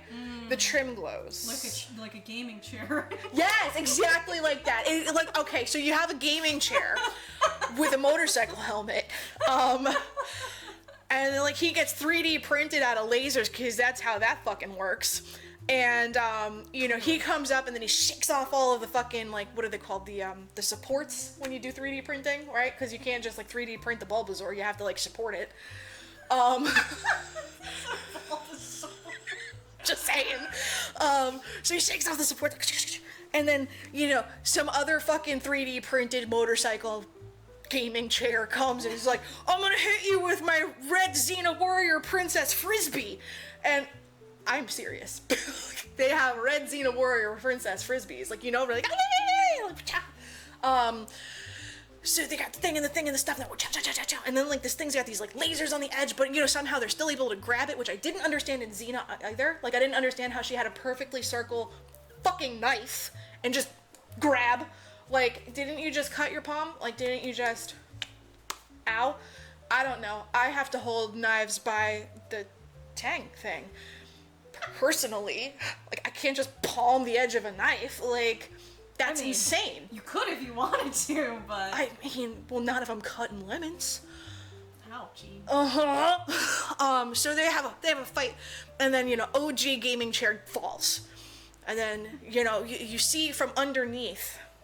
So stupid. No, you're supposed to go easy. I liked tippy-tap sounds on keyboards before it was cool. Okay? I was a child typing bullshit on a VTech because I was yes! I didn't know what ASMR was. I was a child on a VTech laptop and I was click, click, click, click, click. This is why my typing speeds are fucking crazy. Facts. So you see from underneath this glass screen with the QWERTY keyboard. And it's lit up in red, obviously. And you don't see the figure that's typing, but it's not making tick-tick noises, but it's also not making that horrible thumping sound that you would expect when you're typing on a... if I typed on this iPad, it'd be it doesn't make that sound. I don't know, the Foley artist, man, I think he just went no, I don't want to, I'm not looking at that one. I'm not going to make it realistic because it's an awful sound, but there's nothing else I can do about it, so it's just, dainty. And I'm it's wrong! So right in the middle, I'm no, it's wrong! So he's... But I'm going to make the thumping sounds because that's real. So he's thumping, and then, we get another laser printed bro. And then we do it again. And then, like, he improves his fighting, so he doesn't get, taken down by Xena Warrior Princess. And, like, they keep doing the trial. So basically they're showing that they are going to keep improving the programming until he is unstoppable. And then once he wins the fight, you get to go behind the mask. And it zooms in, and oh man, it's such a shiny fucking helmet, but not shiny enough to reflect the camera that's pointing at it. And like, and then it goes in, and then like, he does this thing, and it goes, and then like, the visor goes clear so you could see his face, and it's Jared Leto. And then they get real close, because in case you didn't know, now you will, Jared Leto has blue eyes. I know. They make it a point to make sure you know that like 4,000 times through this film. They're like, right up in those eyeballs. To be like the Tron circles, to be sure. like the blue. I wouldn't know. I know nothing about the franchise. But I was like, yep, those are blue. I was like, can we move on? So then, like, they go into the real world, and then, like, Evan Peters, Julian, he's out there, and he's standing on this floor. And, I know I'm supposed to go easy on this, but this is really not going to work for me. You gotta do what you gotta do. I say, just get in there. Well, because there were two things right in the beginning that were just so minute details that I think would only bother me. And boy, howdy, did they bother me. So you see it just from a top down, right? So top down, Evan Peters, I'm strutting my stuff. And he goes out into the middle of this floor, right? The floor has a triangle pattern on it. So there's a bunch of tiny triangles. And when you make a triangle pattern, I forget what kind of triangle because I don't do math, I'm a girl. You can make a bigger triangle. And then triangles and triangles and triangles. It's like those stupid puzzles. Like, how many triangles are actually in this giant triangle? And you're like, well, fucking 4 billion. I don't know. So they have this triangle pattern on the triangle floor. And then the light that comes down on him, his spotlight, is not a circle, it's a triangle. So it lines up on one end perfectly with the floor. So the lines up with the lines of the floor on one end, lines up perfectly with the lines of the floor on another. The third one doesn't line up, and it bothered me. They could have made it perfect with the triangle floor, but no, they didn't. Anyway, this is not important to the story at all. It just bothered the fuck out of me. So they didn't do it on purpose? No. So it doesn't contribute to the plot at all that it's wrong. No, but I saw it immediately, and I think I chugged more than half of my beer at that point. I was like, I can't do this. I was like, that's wrong. Like, I am a very type A person. Yeah. So I was just like, I am gonna have a hard time here. Thanks, I hate it. Yeah, I was like, okay, well, this is the beginning. It could redeem itself. Who knows? Not me. I mean, the whole entire world said this is trash, but I am also the one hung up on the shape of the spotlight. So you're saying it's not even a pretty poop from a butt? It's uneven. It's an asymmetrical poop. It was it bothered me so much. They had a super huge budget. They couldn't have just lined up that one end. No, they did it so you'd pay attention some more. They did. Because I also noticed in a lot of the Marvel movies, I haven't finished them all, but the hexagon is like a really important shape for the bad guys. I don't get it, but it's there. Like, and like when I talk to people, they're like, I did not fucking notice that. And I'm like, well, I don't know. The shape is fucking everywhere. I don't know anything. Like, but yeah, it was the triangle and it was wrong. And I was like, anyway. He comes out and he's being like, hey man, I'm super confident. I'm like, man, that guy's confident, but there's red in his shirt, so he's a bad guy. That makes him cocky. Because that's the difference between confidence and arrogance, is whether or not you're on the good side. Whether or not you're red or blue. That's right. If you're red, you're you arrogant son of a bitch. So, straightens out Can. He's making this presentation. I can't remember what he said, so it's just whatever.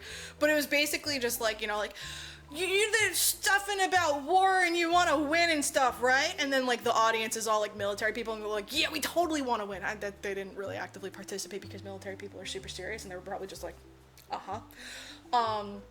and then, he says some stuff and things, and then he was like, he puts on like the world's douchiest sunglasses. They're like rimmed in gold chrome or something. They are fucking shiny and awful. And then, like, the lights go off and he's running off of that floor. And then, like, a scientist person's like, everybody put on your safety goggles. And then they all put on the douchey sunglasses. And I'm like, oh, those are safety goggles. But man, those suck. Party rock glasses. Like, seriously, like, LMFAO should sue. Like, honestly, like... So then, you know, there's beep boop buttons and beep boops and it pans up and, like, I guess, like, there's this lady ominously watching from the top rafters. Oh, bad at this stuff. And then, you know, we get a disco light show and we 3D print fucking, like, a bearcat. Like, a fucking bearcat war vehicle. And, you know, they just kind of, like, I don't know how that thing shakes off its supports, but, you know, the supports just fall and just crumble away. Self-shaking supports. And they're like, this thing could speed up to 70 miles per hour and it's virtually indestructible and this and that and I can make him in, as you saw, a matter of fucking minutes and blah, blah, blah, blah, blah. And then he was like, but also, and then the soldier dudes are like, yeah, we're listening. He's like, also, what if you had the perfect soldier with this perfect war vehicle? And then the door opens. And motorcycle gamer chair comes out. So they created something organic inside of a fucking bearcat made from lasers. Amazing. Which is totally real and can definitely happen. The future is nigh. Totally real, can definitely happen. So he walks out and, you know, it's Jared Leto and he baby blues. I feel like every shot his eyes got a little closer together though. Like, I'm like, wow, they're really just encroaching on each other to the point where, like, at the end it was kind of like a Muppet where the eyes are right next to each other and then you just got a little teardrop for a nose. Like, I was like, okay, that's Jared Leto's face. Good job, guys. Put the safety goggles back on. Put it back on. Put that helmet on, man. So he's talking through the helmet and his voice is like, it's like Jared Leto's voice, but then they did like this weird echoey effect to be like, I'm not human, like, you know, because she's AI. And, like, they were talking about it, and, you know, he notices that it's raining outside, and, like, his eyeball fucking brain computer thing was like, 98% humidity, precipitation, dabbity dabbity dabbity dabbity.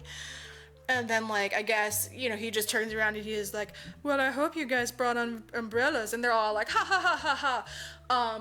So AIs are just, like, really good at telling the weather outside. That's, like, their number one that's party trick.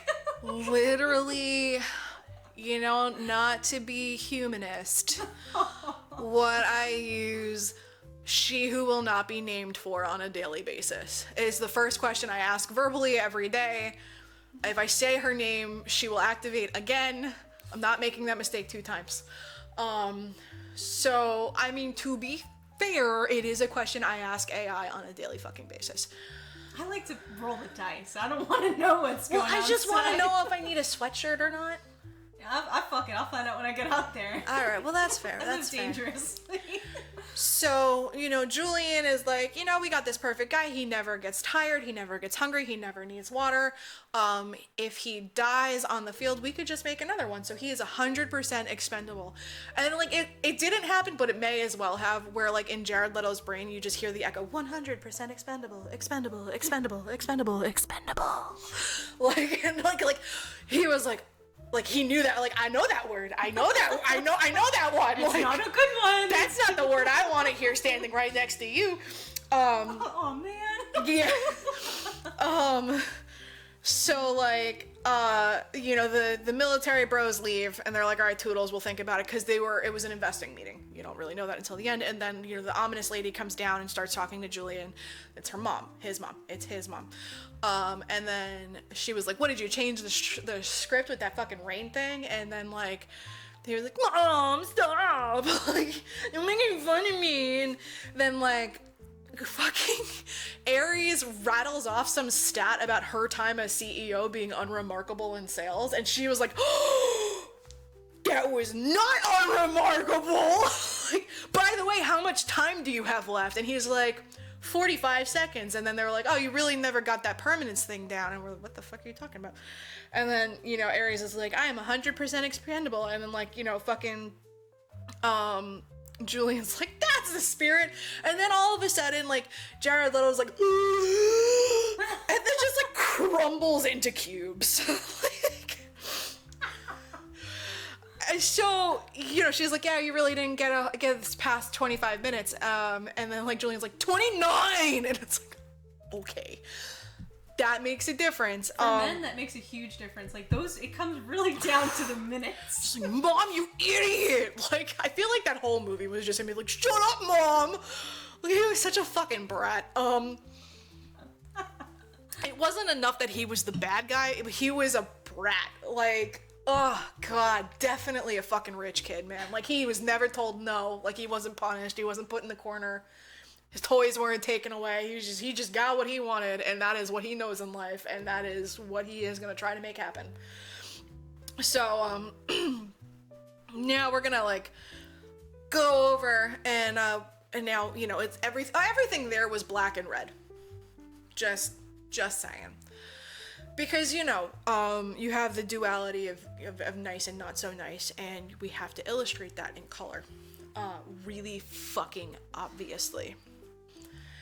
So we go over to a Quonset hut in the middle of fucking nowhere, and everything there is light and bluish and airy and like beige, and you see two people hopping on into a Quonset hut, and everything in there is covered. So it was like a workspace that was abandoned. And it goes to the back wall, and there's like this fucking Beautiful Minds fucking vision board about Kevin Flynn not actually being dead, but being like missing. So we've got a conspiracy theory going. And all of the stuff is covered up. And then we have, what's her name? Eve Kim, which is Greta Lee. And then we have Seth, Arturo Castro. So Eve Kim is the head now of NCOM. It was her sister, but her sister died. So she's coming in, and she's like she's on a mission, and we're trying to figure out what the fuck is she on a mission for. And she unravels all of the computers and all of that stuff, and she boots one up, and it has this like play button, or it's not like a quick time .move, whatever, and she plays it, and it's her sister being like, I'm still with you even though I'm not here. And I'm like, what a weird thing to leave behind in the middle of a fucking Quonset hut in the middle of fucking nowhere. Like, you could have, we have the technology to just send that to your phone. But she left it there as a little like, it's a little nugget. So, she was all sad about it, and then Seth comes in and she's like, close, like, like it was porn or something. It was like, you could totally watch your sister's video. Like, it's okay to grieve. And they were like, do you think, Seth was like, do you think it's here? And she was like, well, my sister seemed to think it was here. So we're, we really are, we're going to look, and we're going to really be very thorough. We're going to be here for a while, blah, blah, blah. And she boots up this old ass computer, like old, like beginning of computers. Like my grandpa had this computer. It was probably the first Mac ever to exist. It makes a lot of noise. The floppy disk is huge. My third grade. The Quonset hut didn't have power. It didn't have heat. Like it had power running to it, but you had to turn it on. So everything was cold when they got there. Cold. Like frost on it. Cold. You could see their breath. Cold. This motherfucker booted up in 1 second. No, it didn't. I've seen those fuckers boot up at room temperature, and it took at least 20 minutes. Like, it took forever. But this thing was like, ready. They got a tight, whatever, hour and 30 something yeah, minutes. I know, but you could cut away from, 3 seconds of one chase scene to at least give me, a dial-up modem sound. Just something that's those computers used to make ticking noises when they thought really hard. So if you gave me one of those friction noises, I would have been happy. But kids these days, they wouldn't know the difference. Because everything boots up and it's fucking silent and nothing fucking waits for anything anymore. Back in my day, we had to wait. So that thing boots right up, freezing cold, boots right up, not a problem, totally awesome. And I'm like, I really hope, some of you computer nerds out there would be like, well, nope, that's totally plausible, because I would like to know if it is or not. But I do know that fucking computer takes longer to boot up than 1 second. I know that for a fact. I remember waiting for it. So she boots it up, and she flipping through the floppy disks, and they're looking for the code. Kevin Flynn left behind a code. And she's going through the older files because she believes that Flynn hid it somewhere on like a floppy disk or on like an old server. Which I don't understand because servers weren't really so much a thing when floppy disks were a thing. Hence the floppy disk. What do I know? I'm just a millennial.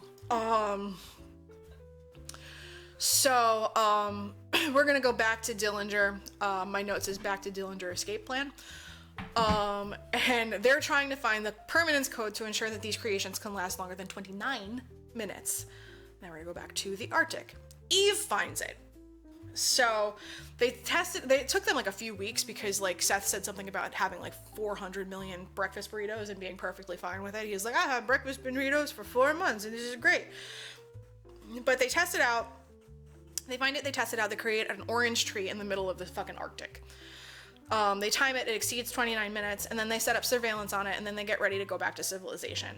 While they're on their plane, you know, they're not yet connected to the outside world as far as like cellular service is concerned.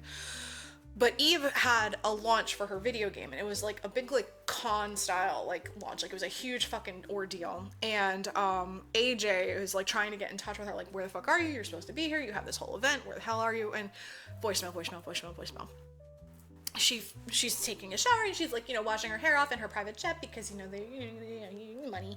I don't know what that's like. I have to shower in a shower. You know, I guess they finally get cell service. But at the, hold on, this is going to be a weird sandwich timeline. We get another view of aggressive typing on a glass keyboard. Enter.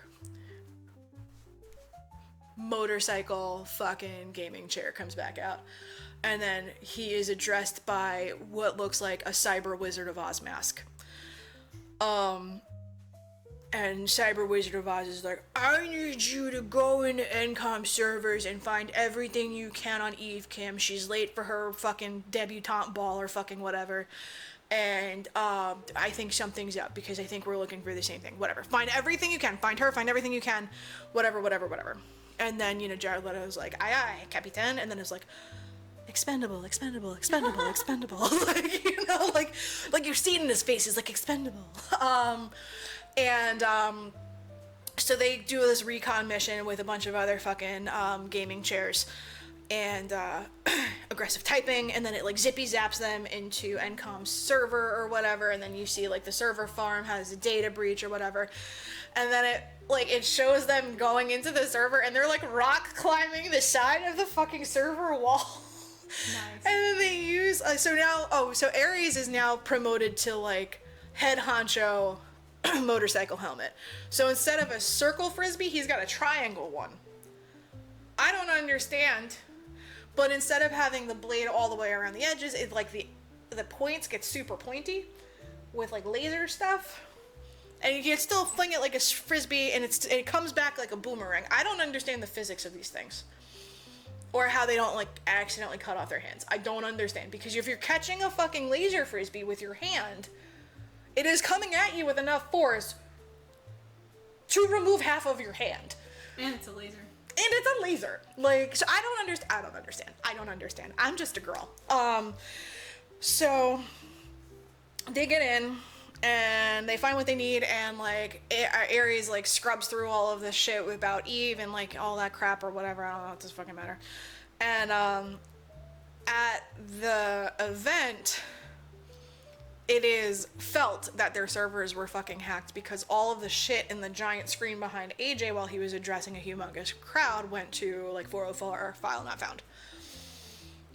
And then like AJ's like, this screams Dillinger, and he calls Julian, and Julian's like, I'm just an asshole. He's like, you are an asshole. And he's like, shut up. And like he was like, I know you did this. And he's like, no, or I don't know, the dialogue, I don't remember. And then, you know, at some point, Julian shouts something to hang up, like, because they're not actually, AJ's on a cell phone, and Julian's on, like, this all-encompassing speakerphone, which was honestly my nightmare. And then he was like, hang up the phone, and it clicks, and then AJ's like, oh, you dick. And then AJ calls Eve, and he gets through to her, and he's like, "Where the fuck are you?" And then she's like, "I found it." And he's like, "What?" She's like, "I found the code." And he's like, "What? But the other." And then she's like, "I have the permanence code." And then he was like, "Well, he hacked the stuff and the things and the stuff." And then he's like, "Okay, well, we're gonna do some tippy typing on the fucking thing to get it off of our server. I have the physical here on a fucking drivey poo. I would call it a thumb drive, but no thumbs are that long." And she's like, "I have it right here." And she puts it in her pocket. She's like, "You know, I got right on my person." And then, you know, then like they say, like there's like news, you know, there's like news throughout the fucking movie where like they're like, "People are speculating that Dillinger was behind the whatever at Uncut blah blah blah." And it's like, "Oh, the drama."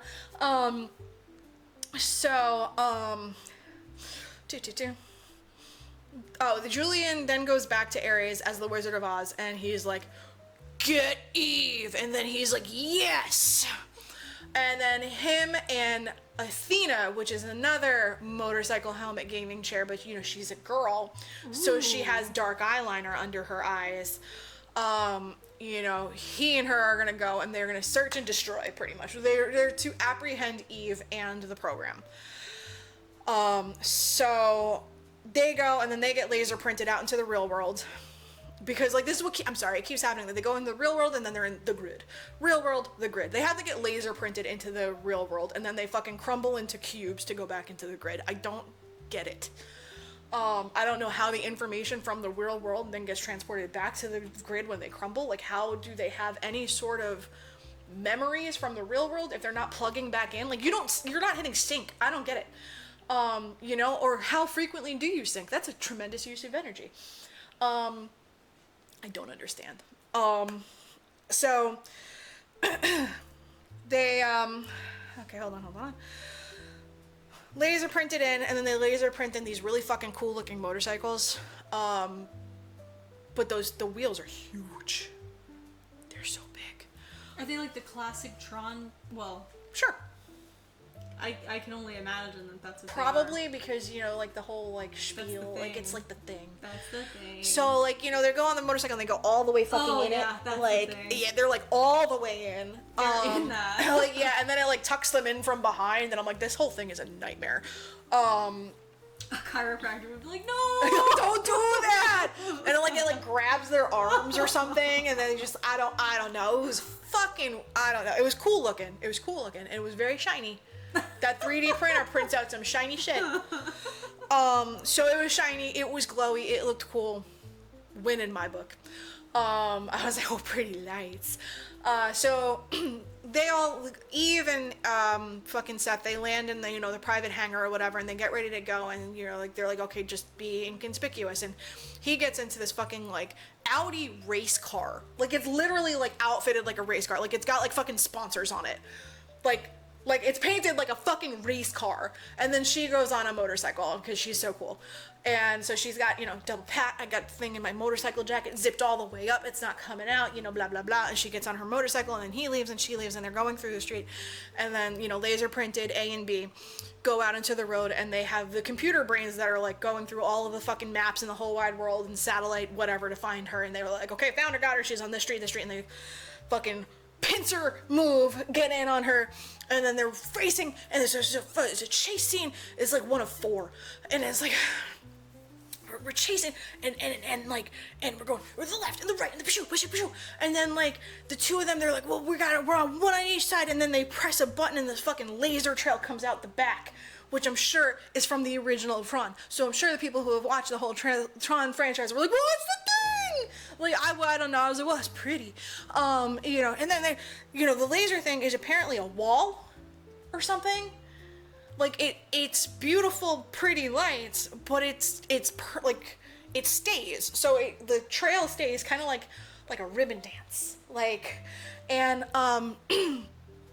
so the first instance of the laser thing is that they cut in front of a cop car, they turn on the laser thing, and then the cop car is still going behind them, but hits the laser thing, so the cop car is sliced in half because it's like a wall. Right. So you don't want to hit the laser thing. Right. So they're trying to like cut her off with the laser thing and the thing and the stuff, and I don't know, it was so fucking, it was exhausting. somehow she shakes Ares. I don't remember how. Athena's like on her trail and she's going around and up a fucking parking garage with her regular motorcycle, and then she's like, well, fuck, this was not well thought out.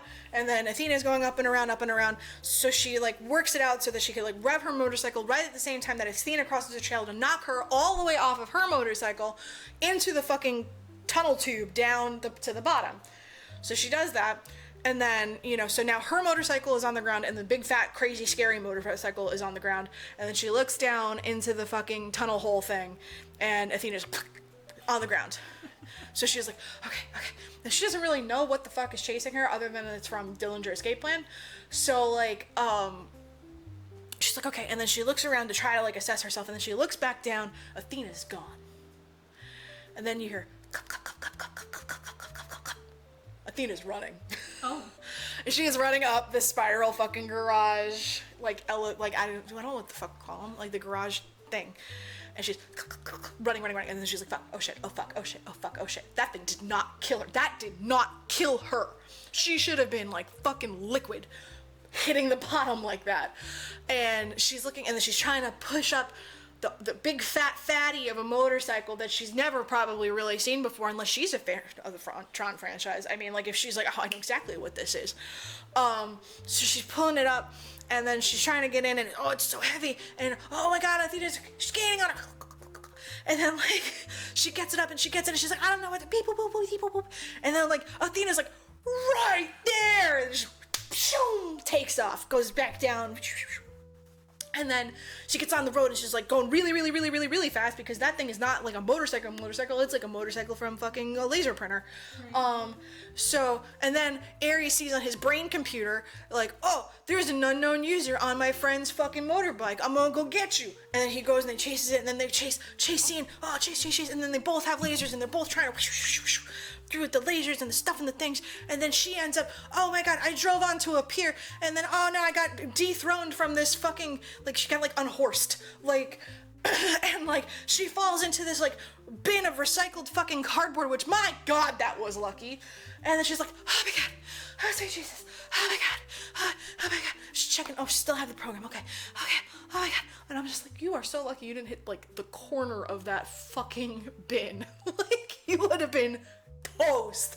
And then she gets out and she's running, and then Ares is on the motorcycle and he's catching up to her, and she's running, and she runs around the side. And then, you know, in the meantime, Julian was like, hey, Mr. Scary Dude Bro, take this big ass gun thing and take the helicopters and go get her.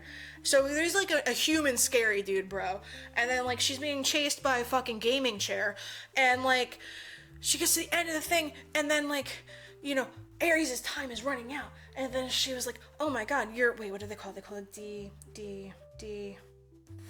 de-rezzing. She's like, you're de-rezzing, aren't you? How much time do you have left? And he's like, I got like 1 minute. And then like they somehow have like a fucking talk. And then she's like, oh my god, I'm so sorry. And like, you know, his computer brain was like showing empathy. And like, and then like Athena's on like a different pier across the way, and then her computer brain was like empathy, but like, she's seeing Ares not do the job, so she's also just like, my boss ain't doing his job. My boss ain't doing his job, and I need a raise. Like, you know, because they get paid in, I guess, cubes. I don't fucking know. Like, and then like she de-reses and she's like, ah, and then he de-reses. And then the guy on the fucking motorcycle the helicopter's got this big ass motherfucking gun, and he's like, I got it on my side. And they're like, do it. And then she's like, you know, she gets like zapped with the laser, and then she's like, and then she gets like sucked into the laser, and then she appears in the grid. I don't know how any of this works. So now we're in the grid, and then, you know, Athena and Ares are both there, and she's like, holy fucking shit, where am I? And he's like, you're in the grid, brah. And then like, she's like, the what, and the what, and the what? And she's, oh, sorry, backspace. While she's on the pier, she pats herself for the fucking program thing, and she breaks it in half, throws it in the water. Go back. In the grid, she's like, they was like, give us the program or the code, and she's like, I don't have it. And then they're like, yeah, you do. And she's like, no, I broke it in half and threw it in the water. And then like Athena's like, yeah, but you've seen it. And then she's like, what? Damn. So then they go back to the Wizard of Oz, and the Wizard of Oz is like, you know, you're gonna extract that code from her, and they're like, well, if we extract that well, it's just Ares talking to the Wiz. But they had come upon the conclusion if they were to extract the code from Eve's brain, she would be de-resed, aka dead. So Ares goes to the Wizard of Oz and it was like, we can't undo this. And everything that Ares says comes up as code on his stupid glass computer. So he's like, this cannot be undone. Are you sure? Are you sure? And he's like, do what I fucking say, bitch. You know, and he goes back and Athena's like, well, what did he say? And then he was like, he was indisposed of. And so that, like, you know, in the audience you're like, expendable, expendable, expendable, expendable. And he was like, you know, he was indisposed of, you're dismissed. And Athena's like, indisposed of? He was like, yeah, he was filing his taxes, he was stuck in traffic, he was taking a poop. What do you care? I said you're dismissed, so you're dismissed. And she's like, humph. And then she walks away, and then Ares tells her, like, hey, by the way, Julian said that it would be totally cool with him if we extracted this shit from your brain and killed you to get the permanence code. And she's like, he's gonna do what? And he was like, I know, right? Like, and then like Athena's like, hey, Wizard of Oz. And then like Julian's like, why the fuck am I getting an alert on my tip? I told him to do the damn thing. What's the problem? And then he's like, tip, tip, tip, tip, tip. He's like, what's your beef? And then Athena's like, I think that he is malfunctioning because he said you were indisposed of, and clearly you're not because you're talking to me. And then he was just like, get both of them, like, you know, like fucking like deactivate him or something and get the fucking shit and the stuff from her.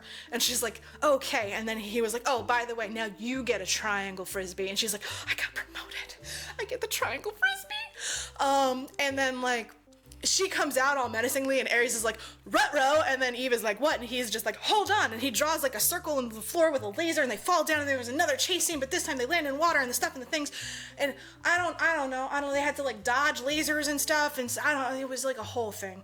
And then like, you know, they're going through the grid, and then like chase scene again, but this time it's Ares and Eve against Athena. Can I trust? Oh yeah, Ares is like, can I trust you? And Eve is like, I'd like to think so, but probably not. And then I wrote blah blah blah chase scene. And then somehow they get portaled to the real world. I don't know how that happened. I must have sneezed or blinked, or I was like bottoms up. I don't know. I have no idea. I mean, there was a lot of popcorn involved. I don't know what happened. But I just remember butter. But I looked up and she was in the real world and I was like, huh. And so was he. And I'm like, huh. And they were talking to Julian and she was like, you were going to kill me for this shit? And he was like, what? Oh. And then like, then she was like, peace, I'm out of here. And they're like running. So they're out of here with expedience. And then they like hop into a fucking van and they're fucking like, but I don't know, like they just like steal a van from Dillinger and like fucking break through the fucking fence, whatever, and then they're like speeding to get back to Encom. And like, so now, you know, Ares is like, well, I mean, you know, I'm gonna try to help you here because, you know, it's not cool to kill people for data, right? Like, it's kind of unethical. Right, like it's really not cool, man. I mean, I wasn't programmed to think this way, but I'm a cool AI. Like, I'm woke AI. And then they pan in and his eyes are blue again, and we're like, wow, yep, still blue. Slightly closer together. So they're driving and like they laser print Athena, and then they're like, get him! And then she's like, right! Like, so she has like a crew or something, I don't fucking remember. And then she's trying to find them, and she's airborne this time. I don't know how she got wings or something. I don't know, they laser printed wings or some shit for her.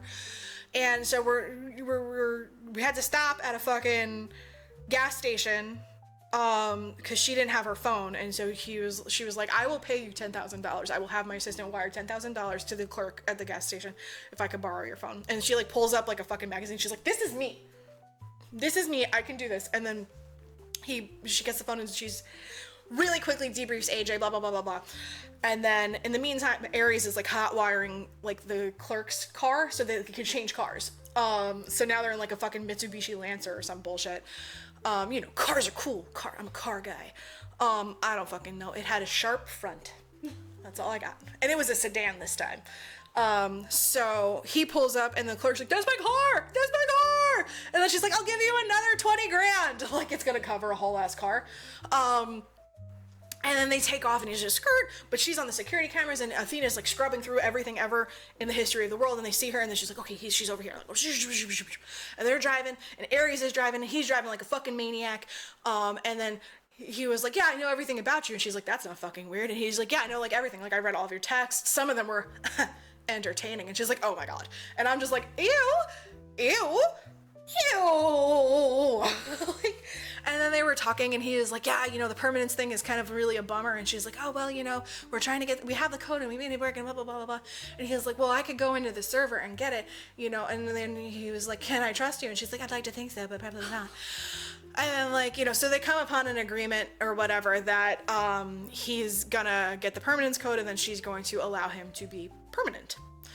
And I don't know, I guess that probably happened before they got into the real world because Julian says something about Pinocchio becoming a real boy. Again, I don't know how they got into the real world. Something happened in my brain that it's just like gone. So they're driving and you know, he's like, I got 14 minutes, but we have this much traffic and this much, we gotta move faster, and he's doing like math and stuff, and you know, every man has to beat the GPS.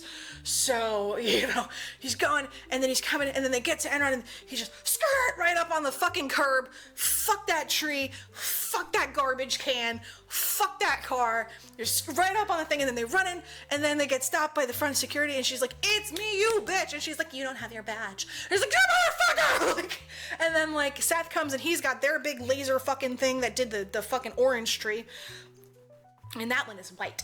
And then they were like, is he with you? And Seth is like, no. And then Eve is like, yeah. And Ares is like, yeah.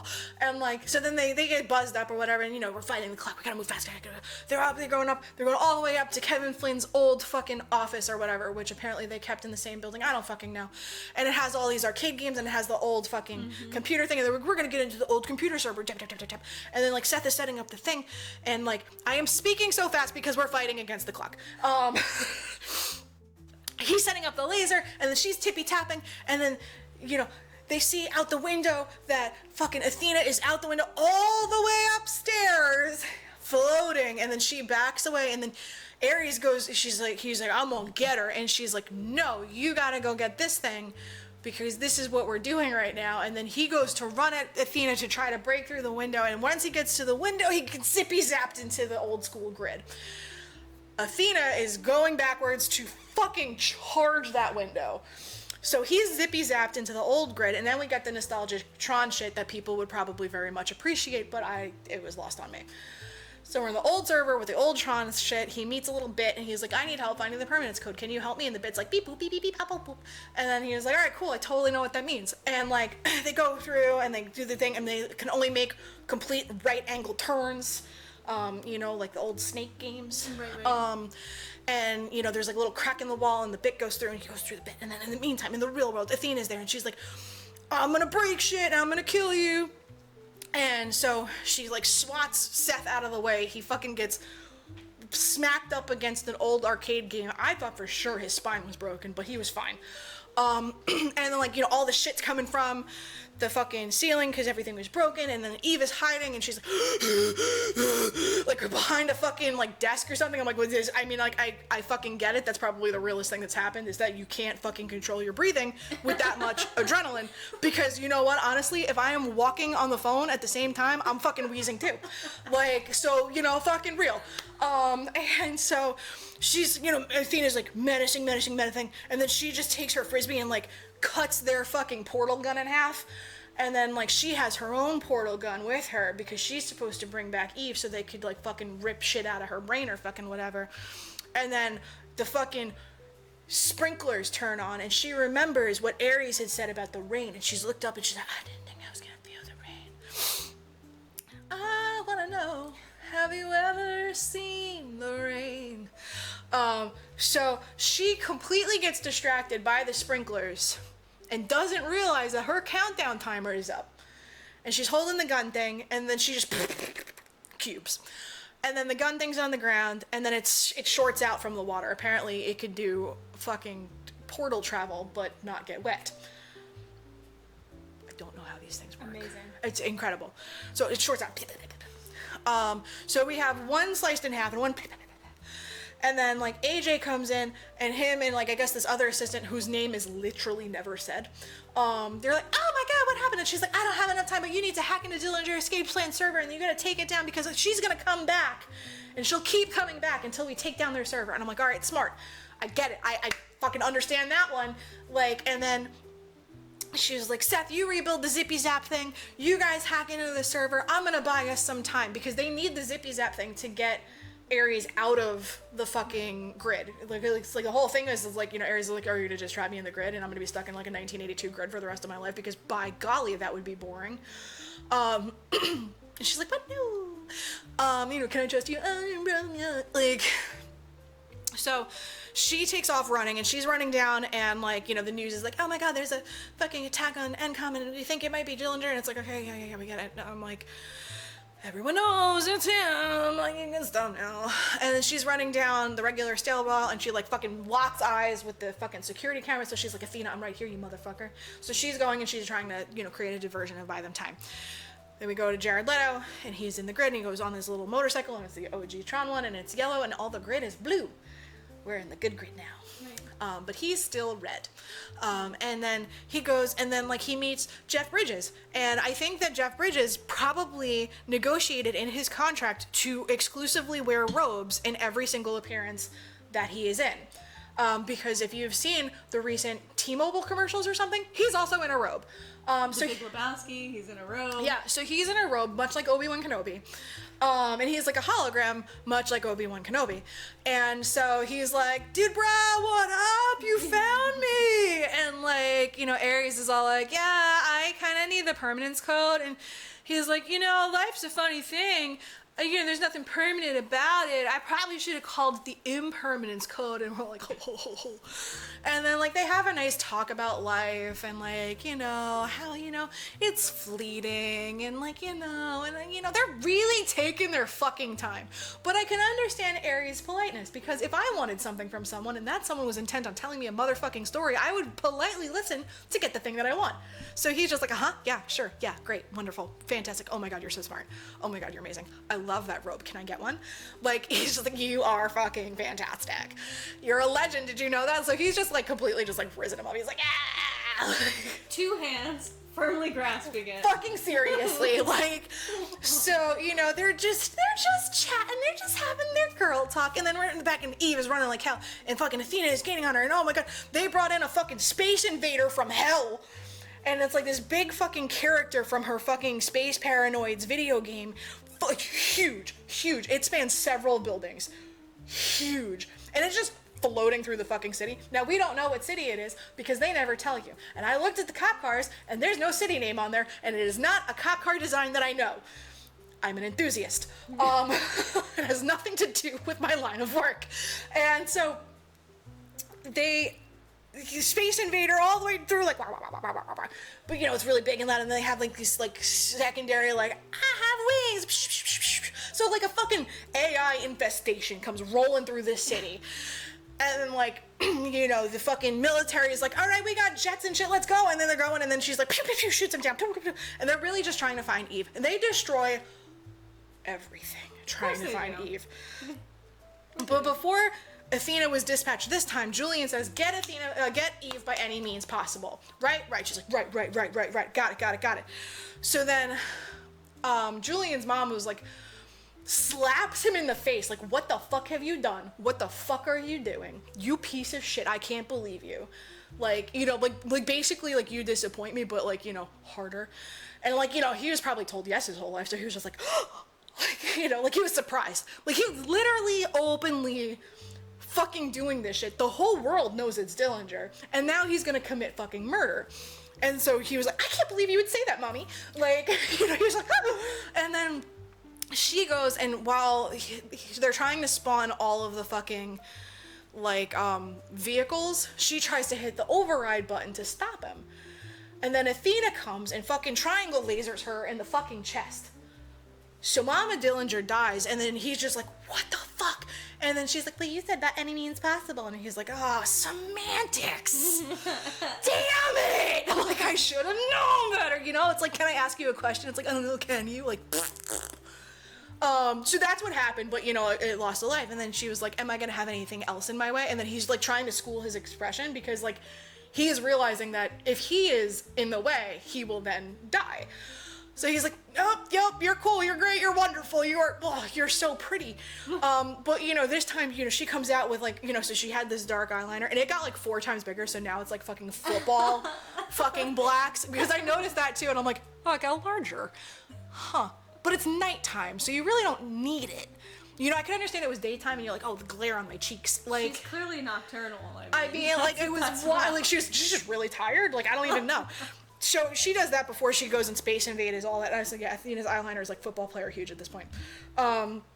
So, back to, Athena, and then like she's running through the street, and then like Athena dispatches people, and they like laser wall corral her into a fucking like a cylinder. And she's like, I'm in a glass case of emotion. And then like, yeah, exactly. She's like banging the mime glass, like, and so Athena accidentally like hits another building, and like all that shit crumbles, and like it hits her, it eats Eve, and she's like, ow. And I'm like, well, I mean, at least like it made sense that this would fall on you.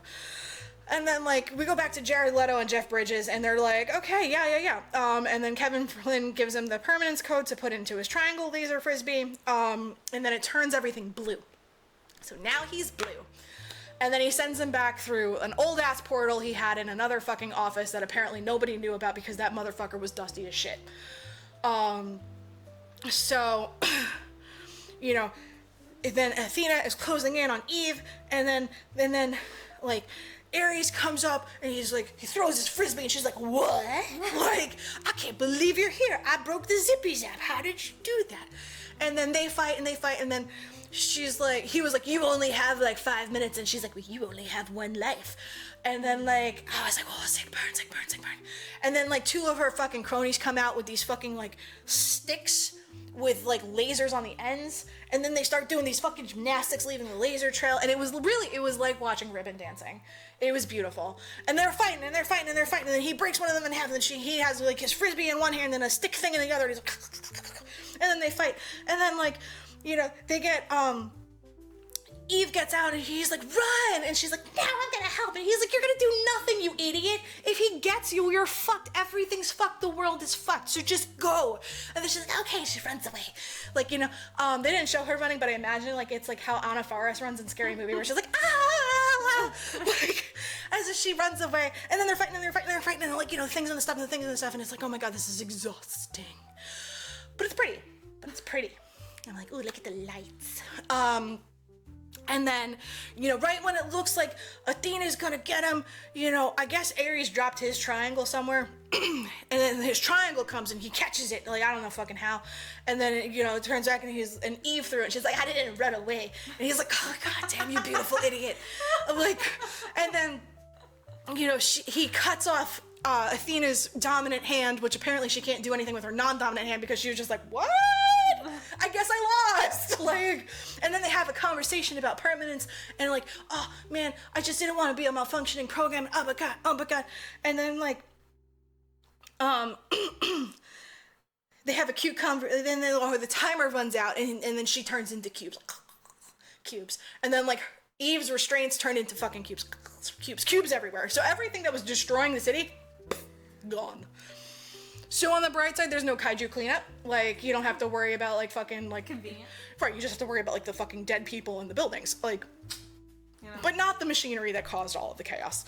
So then, like, they're tired, and they're propped up against a cop car. Oh my god, I'm so tired. I think I broke a rib. Oh my god.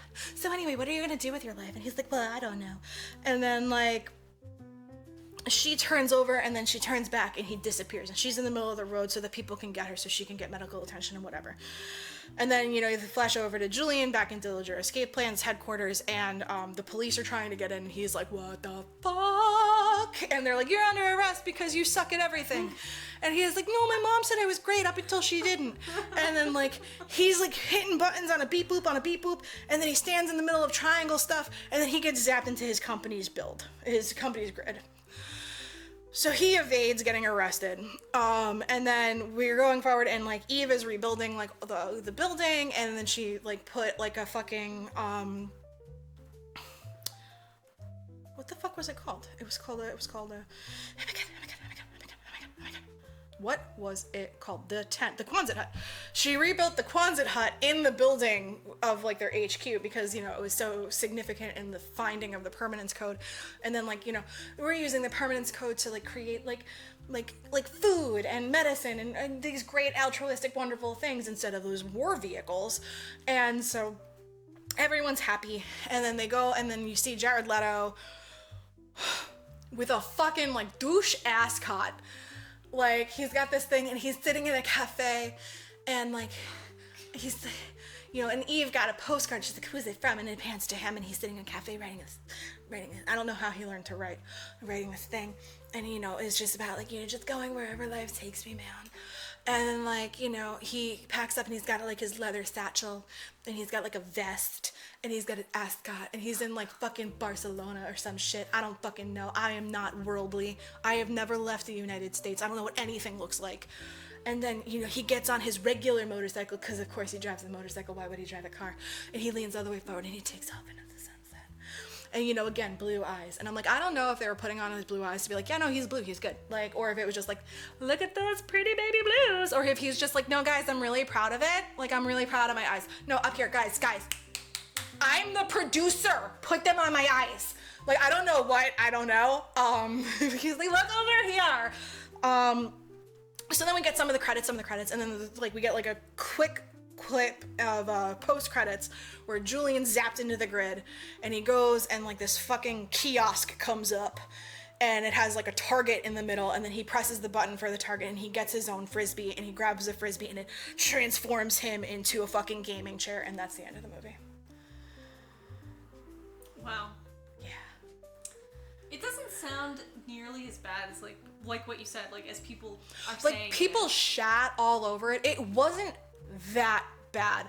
Once you realize it's just another movie about AI, then you're like, all right, well, what else are you gonna do? Strap in. Like, yeah, like, oh, well, he got a little sentient there, and he developed feelings, and then got a little sentient you're like, there. you know, and then he went rogue, and he did the right thing. Oh, like, you know, but instead of like the twist where it's like the good robot goes bad, it's like, oh, the bad robot, his heart grew 3 times that day. They're like, doing this thing where they're like robot apologists or some shit. They're yeah. like, oh, see, look, the robots are kind of better than humans, you know what I mean? So like, yeah. let them take your job or whatever. Well, that's, yeah, like, I feel like, yeah, before. it's like, you know, I think like, you know, this was funded by ChatGPT. Yeah. Be like, no, we're great, we're wonderful, we're fine, we're great, we're fine, we're fine. In the same vein, I found out a very interesting tidbit, scary real world shit. Sorry to, you know, you ruin our lovely fantasy here, but like Elon Musk had an argument with I think the founder of Google about how like, yeah, we need to chill with the AI because like it's kind of scary and dangerous. So, and this was back when, you know, Elon wasn't, you know, off the deep end. But anyway, so Just he got a little toes in. Yeah, he had a public beef with the CEO of Google. And the guy was like, you're speciesist? You're speciesist? Like, why should humans rule the world? And I was like, I'm sorry, what? Like, that's a real conversation. That this is a real hot, good, like, this is a take that the fucking CEO of Google has that, like, philosophically, what's really the problem with robots being the majority? Like, you don't see anything wrong with that. Like, not even like a little bit. Like, not at all. Wow. You know? Yeah, like real shit. Well, maybe his mother was a robot. My mother was a robot.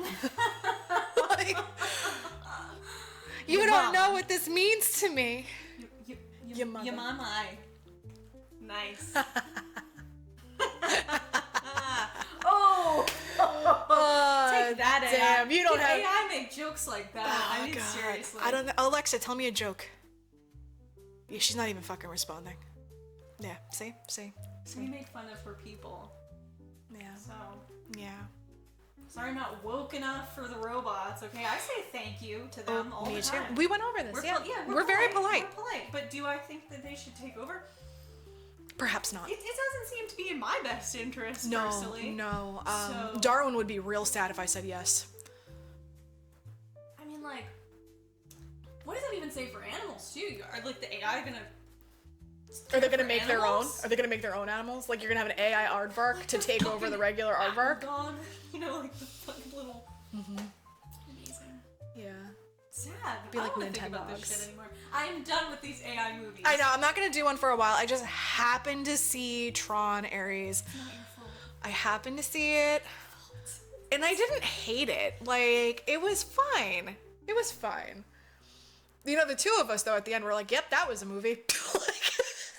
Well, I mean, I saw one of the Trons. I don't know which one. It's getting kind of muddy out here. I know. But, like, that one wasn't terrible, but, you know, like, it's kind of, it's like a step up from the classic man-war movie. It's like just a step up higher. Well, right, and I think that that's also what, like, so in the same weekend I did watch Pacific Rim, and that's very bright, shiny, beautiful. I know. It's beautiful, pretty lights. But people gotta know. But I hate that movie. I know. You mimed before. I know. Yes. Can I do it again? You can, oh wow, now you have two. But like we were saying, like when I was talking to you about that too, I would much prefer a man-war movie with pretty lights than like that sepia, gray, green, tan war shit. Dune, Edge of Tomorrow. Right, like that shit is like, that's hard to watch. At least, like, for me, I'm like, pretty lights. Like, you know, because I'm just a girl. Like, I like pretty lights. I'm really easily distracted by lights. You know, I'm just a girl with 2 college degrees. It's fine. I'm not stupid. Like, it's okay. Everything's fine. But, you know, I would prefer, like, for me, like, Tron, it was beautiful. Like, the budget they had for special effects was very well spent. The soundtrack, like I said, it was great. I was just like, oh, I'm excited. Yeah. Like, I wanna penetrate you. I wanna chase you like it. And that's not the words. Disney, did you do that? Like, oh, that's right. It's Disney. They're not gonna say penetrate. yeah. I wanna de-res you from the inside. Wait a second. That's fucking weird, bro. I wanna copyright you. I wanna copyright you. Yeah.